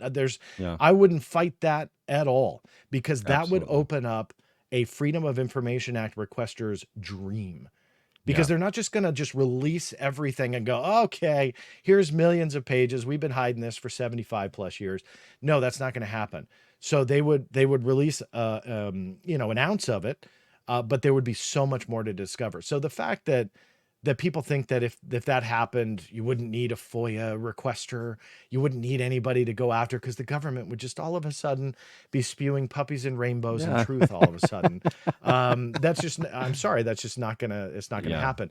And history shows that. It's not because John Greenewald says it, but rather history shows us with the legislation that has passed, that this new one was modeled after, that in the end, secrecy prevailed. And that's what I think that people refuse to look at. And so that's where I say, well, maybe they don't know any better. That's not meant to be mean, but I've lived and breathed government secrets for 30 years. I watched those JFK releases very, very closely. I saw how that panned out. I archived all that data. I created specific search engines just for that. I went through a lot of it. They may not have that same interest or connection to seeing what legislation like this does. And secrecy, having that trumped, it does not. And I think that that's what they refuse to look at. Is it good to push for it to pass? Absolutely. I encourage everybody, even if they hate me, to get involved, make a voice for yourself, go out there. If you believe in it, then do it. Learn our process. Our process of creating these laws and stuff is something that I think everybody should be in touch with, even the failures of that process. But, get involved. I encourage that. No matter if you agree with me or not, do it. If you believe in it, go for it. So I'm not saying don't. I'm just saying I don't think it's going to pass, again, in this new rendition, the way that it's worded. And even if it does, it will not have the effect that people think it will. Yeah, well, that's very interesting. That's a lot for me to think about there. You know, well, what about, someone's going to hear that and think and say this to you, maybe like, well, but that's a lot of legislation. It's Mhm. hoping it does something and move something, right? Let's pass, you know, border immigration or legislation. Let's pass this legislation. Right. The hope is it will do something. You can't guarantee any Sure. legislation is going to do what it's intended to do. So, m- you know, well, with that said, so you got to kind of take a chance to see what would Mhm. happen. But I think your point about it would make it worse is interesting, right? But again, there's no way to know until it happens, right? Essentially, do you think if it did pass, let's say we get it in, they want it exactly, you know, however it's worded, 100% of it gets through. Let's just say hypothetically, like on a percentage scale, how much do you think that like sets? I mean, are you saying that like it would set back sort of this movement of disclosure? And I'm not thinking there's one movement of disclosure because I don't like believing in that. But I guess I'm curious, like how much you think this would affect. So, like for myself as a voter, right, an American voter, because this is honest. We're talking about tax dollars. We're talking about Mhm. legislation. I mean, we're talking. This isn't like, well, do I think this movie should come out or not? Right. This is a big deal to invest in where my tax dollars go. So, do you think it's still worth it to vote on it just to see what happens? Or are you like adamantly like you think, no, no, no, I don't think that's a good, people. I'm not saying you're influencing people's votes or anything. Sure. I'm curious, like how much of an effect do you think Anything that's you know? passed that would encourage transparency, I'm going to support.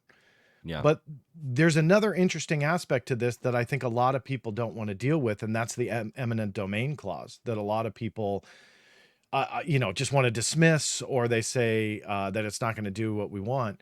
When you talk about the government coming in and taking property because they believe that there's a UAP origin or something like that, I'm kind of nutshelling this. There's a lot of legal hoopla in this. Um, but when you talk about eminent domain and the government's ability to go in, I think UFO community sees, aha, the big bad evil Lockheeds and Northrops and those that are just, they've got these under 17 walls of secrecy that we're going to barge in there and get it all out into the open. That's what the UFO community sees. I don't think that that would ever happen, ever. I don't think the language has a chance to pass. But look, let's say I'm wrong. Let's say they implement this.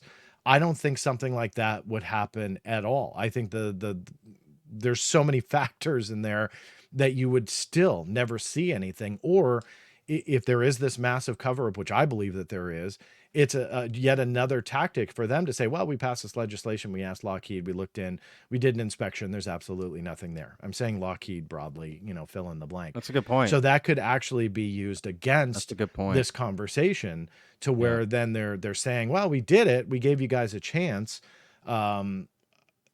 Yet there was absolutely nothing. The other end of that eminent domain spectrum is the point that Brandon Fugel and Dr. Travis Taylor have brought up, which I 150% agree with. That the way these things are worded, and that let's say it passes and all those ducks align, which I don't think they will, but if they do you want the government to go into, let's say, a Brandon Fugel led scientific exploration of something that they have gotten, and have that taken from them? And I think that that's a big part of this conversation that you have to talk about, because now I'm going to step away from the UFO conversation for a second, take it one step larger to where does it stop after that? Sure, the UFO and UAP thing is fascinating, and sure, there may be technology there that we can find, and you implement this eminent domain technology.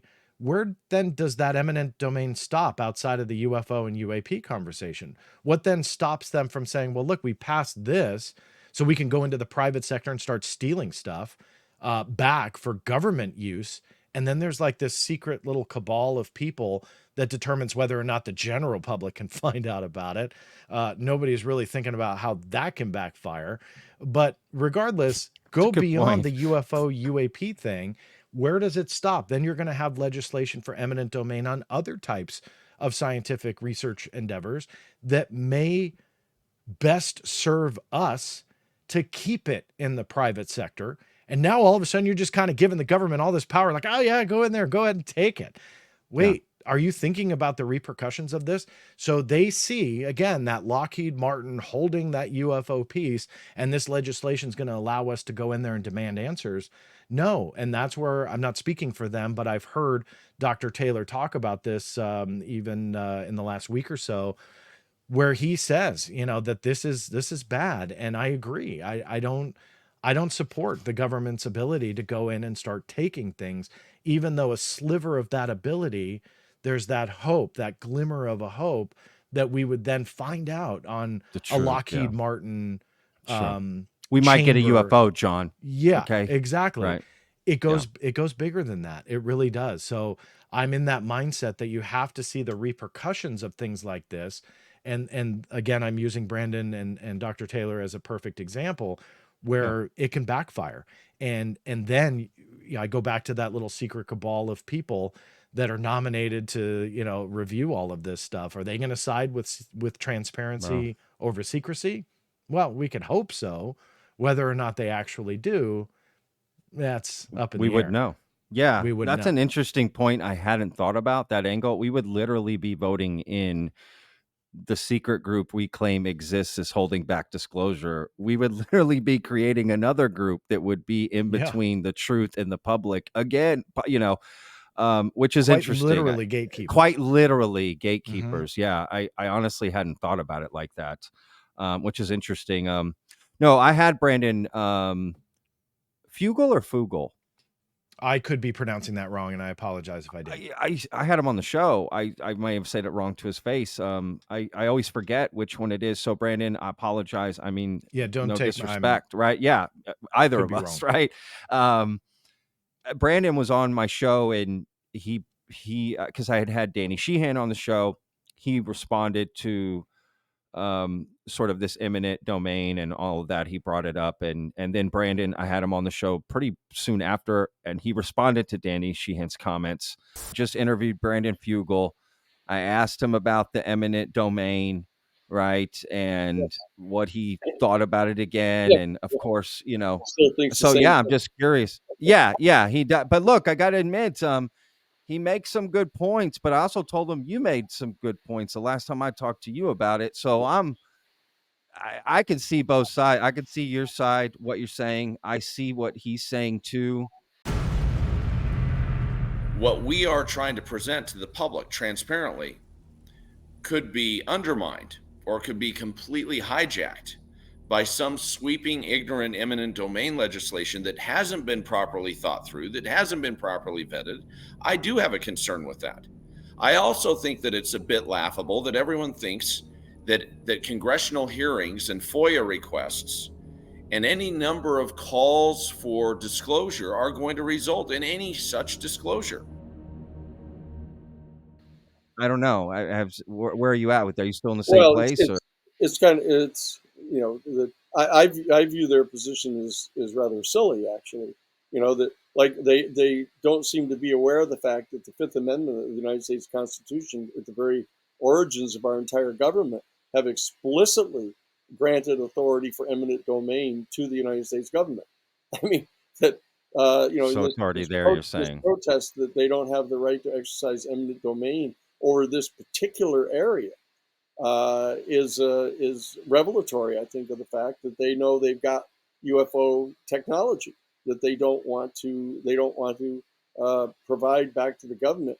And the fact is that they got any of the technology they got it from the United States government. Now they're asserting that they own it. It's just like I bring my car to you to ask you at the garage to fix my car, and you assert that you now own my car, and I've got to go to some extraordinary lengths to get it back from you. You know, that's silly. That's interesting. And so I think that this is just a mechanism that is being used by the private aerospace industries to try to prevent the revelation of the fact that they've been attempting to back engineer this technology for decades now. Sure.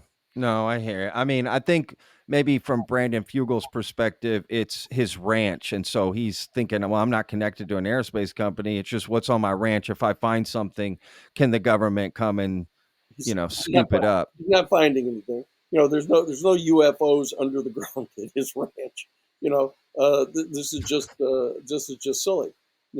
I mean, if in fact a farmer owns a farm and a UFO crashes into their backyard, they can't say, okay, I own it now. I get to keep the technology and patent the technology, et cetera. They don't own that.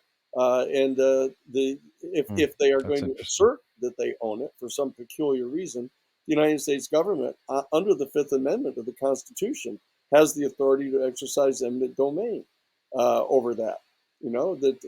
That's just standard. I mean, Sure. Fugel obviously isn't a lawyer. He doesn't quite know what he's talking about. The fact is that this authorization of eminent domain authority has existed since the foundation of our whole country.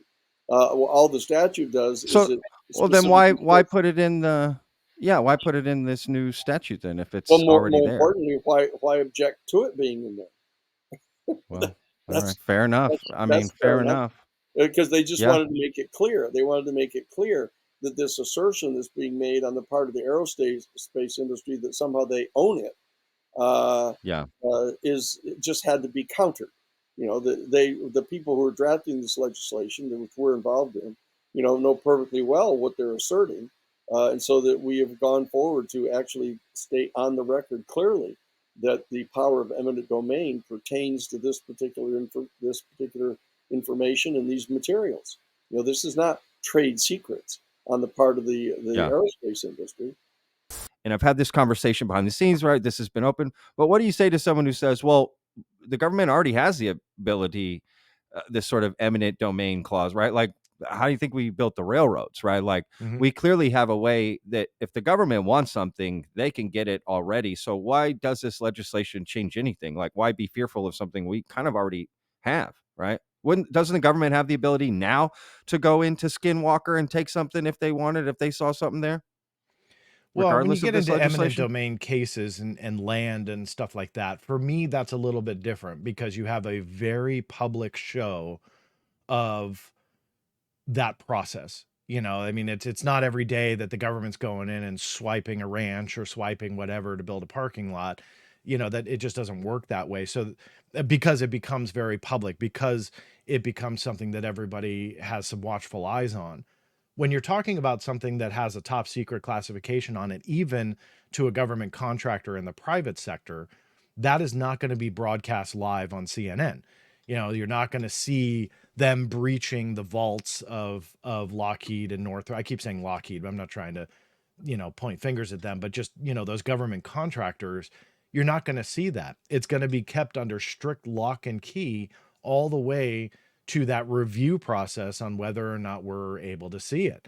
And I think that's another aspect of this that people aren't realizing, that it is very different than the eminent domain language that is on the books now when it comes to land Okay. ownership and stuff like that. And again, that doesn't happen 5 times a day kind of thing. It takes a lot to get that done.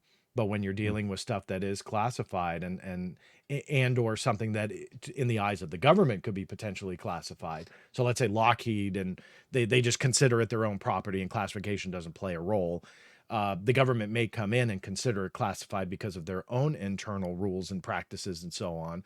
So they come in, steal it, take it, don't publicize it, bring it back, and essentially mandate any type of non-disclosure to the government contractor. What are they going to do? Because they get billions from the U.S. government yearly anyway. So I'm sure you're probably not going to have too much of a public dispute over that. But then fast forward, you're going to have then the confiscation of this stuff from the private sector into the U.S. government, potentially then classifying it, putting it under this shield of secrecy that we know exists already, and the public doesn't benefit whatsoever because that review panel says, oh no, that should be classified. So you have so many We things never that hear can go about it. wrong in something like that. I think it's just the wrong direction. Yeah. Um, yeah. why do you think then do you think there's like something nefarious? How can there be such a divide of people pushing for it, right, within the UFO community and people not, right? Like we said, we've got this other side to it, what Brandon and Travis say versus what, let's say, Danny Sheehan, who's come on my show and he's a big proponent of it and getting it passed. How can there be it can't just be this eminent domain thing, or is that the main argument? But how can I can't Danny speak not for see it, them. right? I know, but Mhm. I don't know. I'm just, spitballing here, I guess. Like, why? I guess I'm just confused on, because people are going to be like, oh, well, clearly Brandon and Travis are anti-disclosure, right? It becomes this like there's something nefarious behind their reasoning when maybe it's just more innocuous. It's just something sort of they believe in, right? Not necessarily this ulterior motive. Um, I don't know. I guess I'm just curious how there can be such a divide there, and why is there such a hard push to get this legislation passed? I've seen some posts on Twitter that are like, if you don't support this, you're a government agent for another government. Like you're Mhm. anti-disclosure. You're something wrong with you. Like, like go after anyone who is not like that scares me. That worries me. That I don't Yeah. like being pressured into making a vote or threatened, or you know what I mean. It's immediate red flag to me, and that is a big push in this community of you have to support this legislation or you are anti-disclosure, anti-government. You're paid disinformation agent. Something is keeping you from supporting this. So Yeah. it does make me suspicious. So I don't know. I mean, Just I can't. spitballing I'm here. only speaking for myself here. I Of obviously can't course. speak for Danny or Brandon or Yeah. Travis, but what I've seen from their side, meaning Brandon and Dr. Taylor, is that they bring up excellent points because they would directly be affected by the language as it is written now. Got it. And I'm not an attorney, but I will say I've not only agree with them, but they are incredibly smart people. And I'm sure they do have attorneys, and I'm sure they are concerned for good reason because it would directly potentially affect them to allow a government entity to come in and confiscate whatever it is that they have. Would that happen? I don't know. It's one of those crapshoot things, but do you want to give it the opportunity? So that's where I think the divide is between someone like the Skinwalker Ranch side versus somebody like Danny Sheehan, who is that attorney who has a long history on controversial topics, who loves to, you know, how do I say this? Just kind of throw the match in there and see what happens, kind of thing. I mean, I don't mean I that love talking to disrespectfully, Danny. but Yeah, yeah. No, I yeah, love talking to I've Danny, I've man. known him a long time, so I say that with respect. That I think that he's been Sure. in a lot of controversial topics and cases and so on, and that I think that he kind of likes that because there's change in the end. Sure. There's change, and that's what he and his career has done with these landmark cases that he's been involved in, even away from UFO stuff. Oh But yeah. but change, and he encourages that. So I think that that's the divide, and I think it's a healthy divide. I think it's okay for people to disagree. I don't agree with those that are advocating for it not to pass, and I only say that because I don't see a motivation for that. Uh, Unless you have an argument that you're directly affected like Brandon and whatever he might have. That's the only time I can really see it. But like some of these people that I've seen really truly anti and advocating don't sign it, call, and don't show your support. I'm sorry, with respect to those, because they're just as passionate in whatever way they are, for whatever reason they are. I don't agree with that. It's like, okay, look, if somebody wants to support it, then go for it. I'm not going to Yeah, stop you. absolutely. But for Absolutely. me, like people will notice, I don't blast out there, call your senator. And the reason is because I don't think it's going to do what people think it is. And that's not a lack of support for it. It's just I'm not going to allocate resources on my own time and dime to do that. If Sure. others want to, all the more power to you. But I don't think that they're doing it for the right reasons. I don't think that they're seeing the repercussions of some of the stuff that could backfire. And I think that they have a false impression of what it might be. So I think you have that divide on Mm. different levels, some of which Yeah. where you have the direct involvement. Others, I think they just see that, oh, it's going to open the door of the private sector. Let's do it. And they don't see the repercussion of that. I agree, and I think it's part of politics. I do want to move on to this next point here, and round it out. But, you know, I'll say this last thing, just again, this idea that any sort of political, you know, there should be an open discussion at all times. People should respect each other's opinion, and trying to force someone into a vote or threaten them into making this particular vote is suspicious. And I think what those people don't understand that are doing that, that reasonable people don't respond to that. You're only hitting a small number of people. You know, you get a few hundred likes on Twitter and you think we're doing the right thing, but half of those are bots and half of those are sock accounts. And I don't trust anything like that on social media anyway. So I think, oh, let's keep pushing this narrative. This will work. Well, it doesn't, because a rational person, we're all the silent majority, right? And that just doesn't work on people. So the best way to sell something is to sell it, right? If you want to sell me on the new Camaro, don't tell me why the Charger is a piece of crap. Tell me why the Camaro is good, right? So tell us why the legislation is, you think it's good or not, and then people decide for themselves, right? That's the community that I'm building here on Vetted to promote, is let people decide for themselves. Don't force anyone into a particular whatever. You decide for yourself. Here's the information. This is what this guy said. This is this guy's argument. You laid out a good argument for why, you know, you think XYZ, and so can say it. But then this other aspect of, no, we're going to control that. Yeah, not a fan of it. So, and I appreciate your take. I hadn't heard a lot of that. I think some people will be, it's refreshing. So thank you. Look, let's move on to this last thing that I was going to bring up. It's kind of a twofer.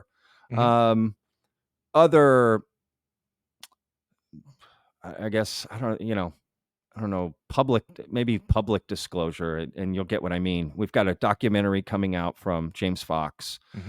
Jay Stratton, his new book has been announced officially. It's going to be coming out. No date in particular, and James Fox's new documentary is definitely more around the corner. In fact, I think a trailer this week might be released. One, like, how do you feel these type of things going out, like how much can have an effect? And just like personally, are you looking forward to these projects?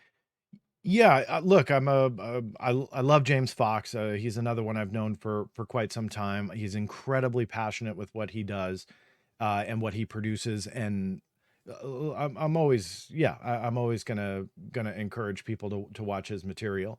When it comes to Jay Stratton's book, this isn't chastising Jay at all, but it worries me because I don't know who had this language in there. But when things are started to be touted as disclosure, that worries me a little bit. It's like, look, if you really have disclosure in your mind, and you can prove it, right? And then that's in your knowledge base from experience or evidence that you may have or whatever, then come out with it. And again, this is not directed right at Jay Stratton, but that was kind of the idea that I got from the press release about his book, was like, this is more disclosure. It's like, well, we haven't had disclosure to begin with, but if it is, then let's just hear it first. The book will sell itself after. You don't need to put a price tag on it. And that to me is what I have a problem with, in that when you start putting an ISBN number and a price tag on what you want to call disclosure, that to me is an issue. And whether or not that's Jay Stratton or not, I don't know. And I would tell, if he was standing right here on our digital realm here, I would tell him the same thing respectfully, that if you have that knowledge, then let's share that and then write your book to support that. Because I've never had a problem with a book, but if taxpayer money went towards your knowledge to hold the keys to the cosmos, then let the taxpayer know what we paid for, right? Don't put a price tag on that. Let us know, and the book will sell itself, right? If you back it up, a book will sell itself. You'll wind up on a bestseller list if you come out with disclosure, and it really is. I'll buy multiple copies of the books if I have to prove my point. But that's what I mean by that, is it shouldn't have a price tag, shouldn't have an ISBN number, especially if taxpayers paid for it. It doesn't mean people shouldn't be compensated for their work. That doesn't mean they shouldn't write books. That doesn't mean they're not entitled to make a living. I support all of that. But when taxpayers funded that, that's where the advocate for transparency in me comes out and says, hey, wait a minute. Like, so you're saying that you have the keys to the cosmos, and sometime down the line, you're going to sell it back to us.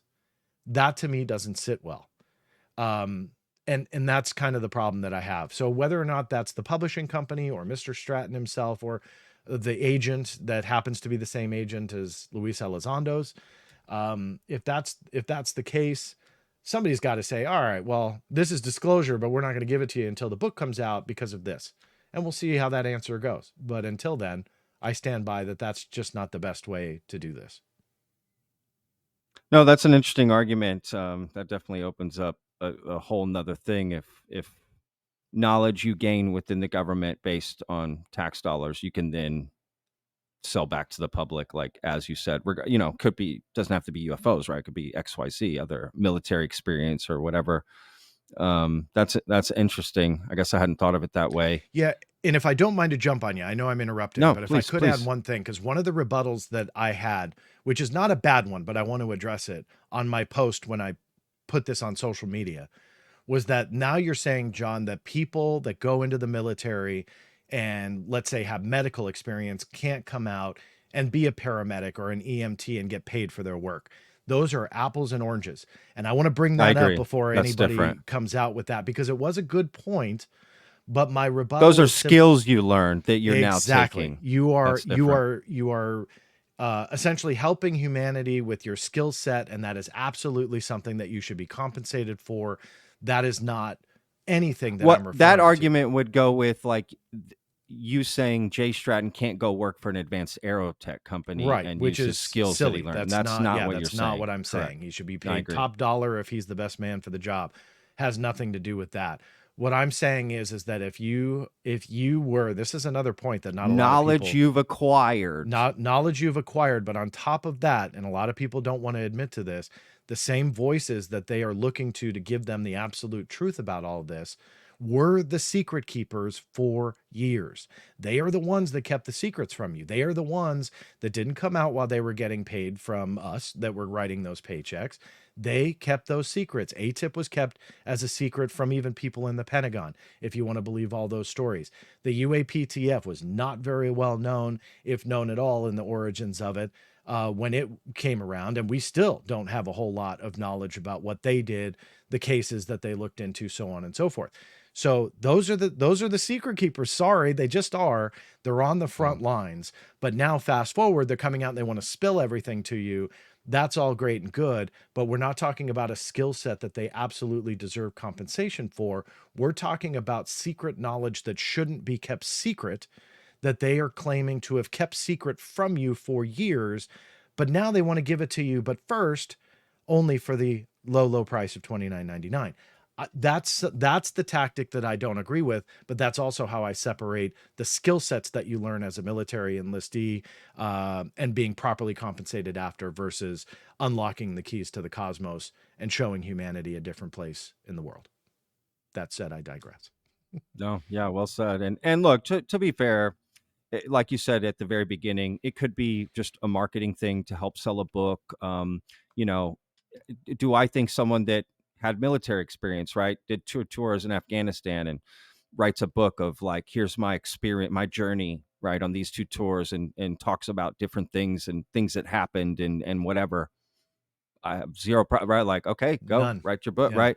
So maybe that's all Jay Stratton's book is going to be, right? This is my experience, this YZ. But I get your point. If it becomes, no, there's the keys to the universe in this book, and if you buy it, you'll get those keys. That's also marketing and Hollywood and entertainment, and it becomes part of that. And I get that too. It's a tough one for me, to be honest with you. I kind of go back and forth. It's almost like perspective.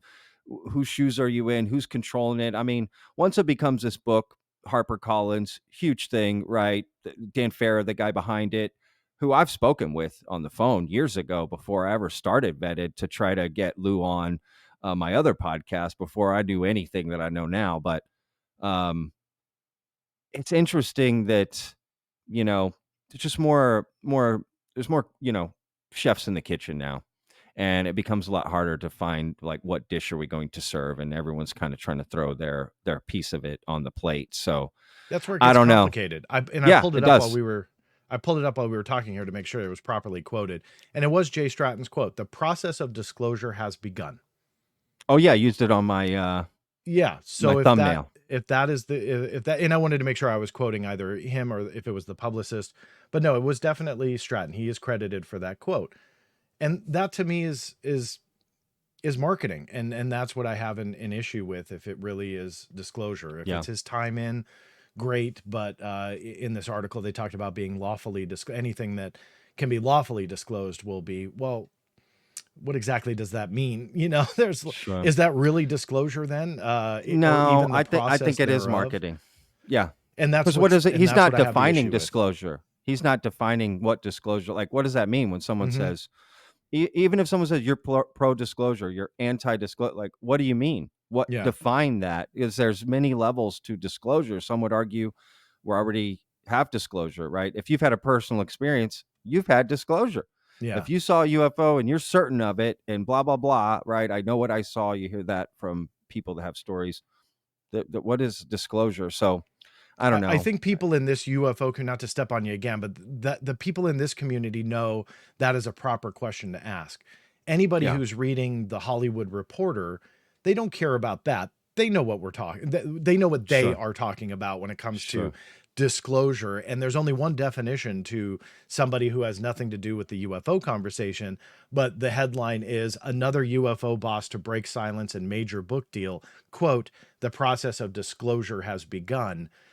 Everyday people, that disclosure has a set definition, whether or not you and I agree with it or not. I agree. Aliens Aliens and UFOs are real, right? Right. Exactly. And aliens are above us. And Yeah. that to me is the issue here, that if you really are going to prove that, that's where my point comes into play. If this is Sure. just marketing and it's what the government approves for Jay Stratton or fill in the blank to say, is that really the process of anything other than that's what the government wants us or allows us to say, so we're going to say it. But then the check isn't fact check anyway, so to me it's irrelevant. But a lot of people make a big deal out of that it's Dobser approved.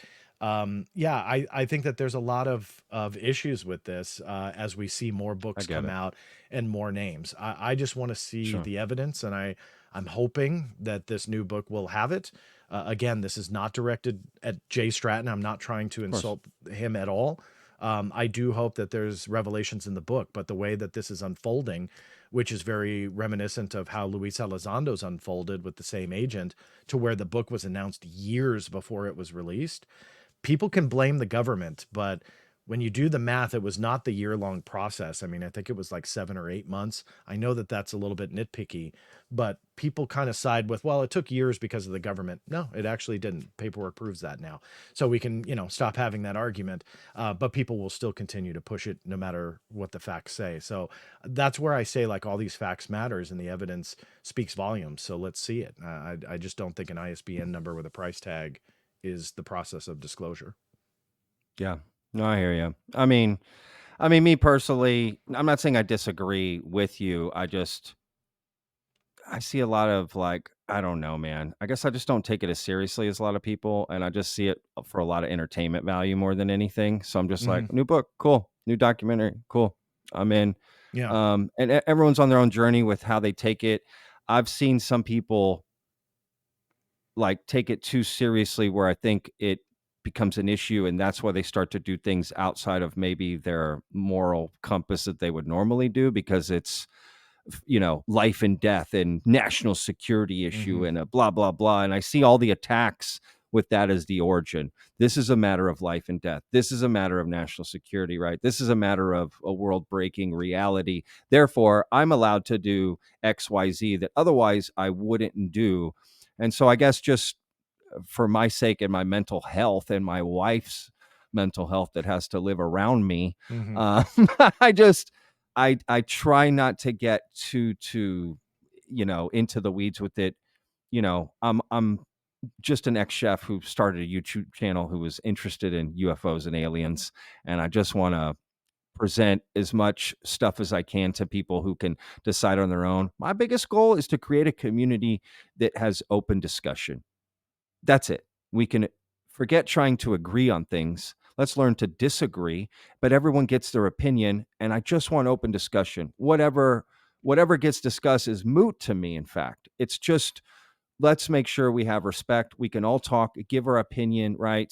I love hearing from you. And I love hearing from someone like Danny Sheehan coming on. And I love hearing from someone like Preston Dennett, who comes on and says, I went up in a spaceship, and tells me straight to my face that, right? And then tells me they're watching you, Patrick, right? And then bring on XYZ person that tells me this.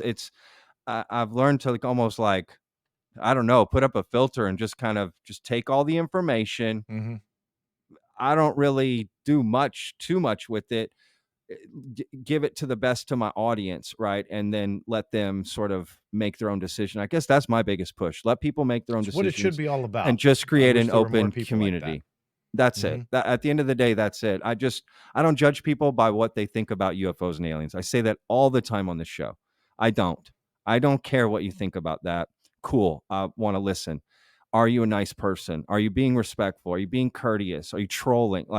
That's what I care about at the end of the day, is how that exchange happens. Not so much the message.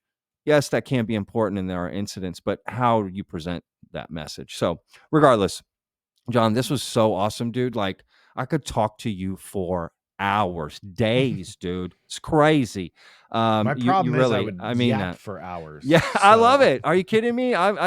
Dude, I love my favorite podcasts and interviews like this is when I forget that I'm talking to you. I just listening, you're talking. I'm not the one you're talking to, Oh shit, I'm here. I gotta follow up. Gotta have a follow-up question ready here. No, man, you do a great job. You're a great speaker, and I love listening to you. Your stuff is well thought out. So whether or not people agree with it or not, I think you can always respect the fact that what you're saying, you've thought it out, right? You're not just willy-nilly saying these things. There's something behind it of why you're saying it. You explain why you believe it. You always have something to back it up. And yeah, man, just much respect to you and much love. And I really, really enjoyed today's conversation. It flew by for me. So yeah, this was awesome. Thank you. Yeah, absolutely, man. What else? Let's let the people know, what cool things you're working on that you want to tell people about, and just how to stay in contact with you.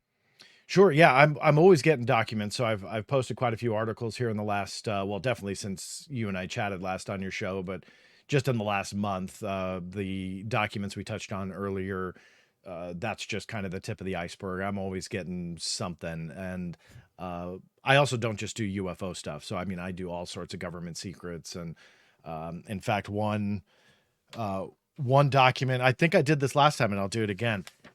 This is to give an example of what I do. This was a case that I filed to the CIA on a document that was testimony on the Persian Gulf for the Senate Armed Services Committee back in 1987, highly classified at the time, got a little bit more declassified.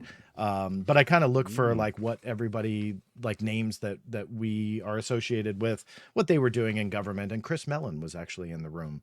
So it was kind of interesting to find those correlations and see what they were doing. I was like, that means absolutely nothing other than a historical point. But why I bring that up is there's always something on my scanner. There's always new documents going out there on all sorts of different topics. So if you love history, love UFOs, or all of the above, definitely check it out. Theblackvault.com is what I'll just do the shameless plug. That's your roadmap to everything. I'm most active on X. That's also my biggest social media account, but most active on X, but you'll find me on Facebook and so on and so forth. But theblackvault.com will give you the roadmap to all of that, including the YouTube channel as well, where there's just not enough hours in the day, but you'll catch me do surprise live streams and AMAs and informational videos, long form, short form, all sorts of stuff. So there you go. Yeah, man. No, of course, dude, you're a legend in this field and in this topic. And I think some people forget that because this new wave came in and it's oh, John Greenewald, hello. Are you paying attention? Who's that guy? Yeah, it's so, not enough people recognize that, and maybe just some new people, and maybe that's just a messaging they're trying to get out. But again, like I always say, man, just so much respect for what you do. Luis Elizondo said it best on Joe Rogan, man. You're great at what you do. You really do work hard. And again, it's great having you in the community. It's good to know someone like yourself is in there doing this fight that a lot of us just aren't doing, myself included. And you're just doing a fight for a lot of us, and we're all paying attention and kind of watching, and do have your back and are supporting you, man. So yeah, I much appreciate it. Thank respect, you. and keep on keeping on. Thank you. And thanks for having me, man. It's always a great time talking to you. Anytime you want to do it, I'm there for you. Awesome. Excellent. All right. Thanks, John. Thanks for coming on. Thank you. I live inside my own world of make-believe. Kids screaming in the cradles, profanities. I see the world through ice covered in ink and bleach. Cross out the ones who heard my cries and watched me weep.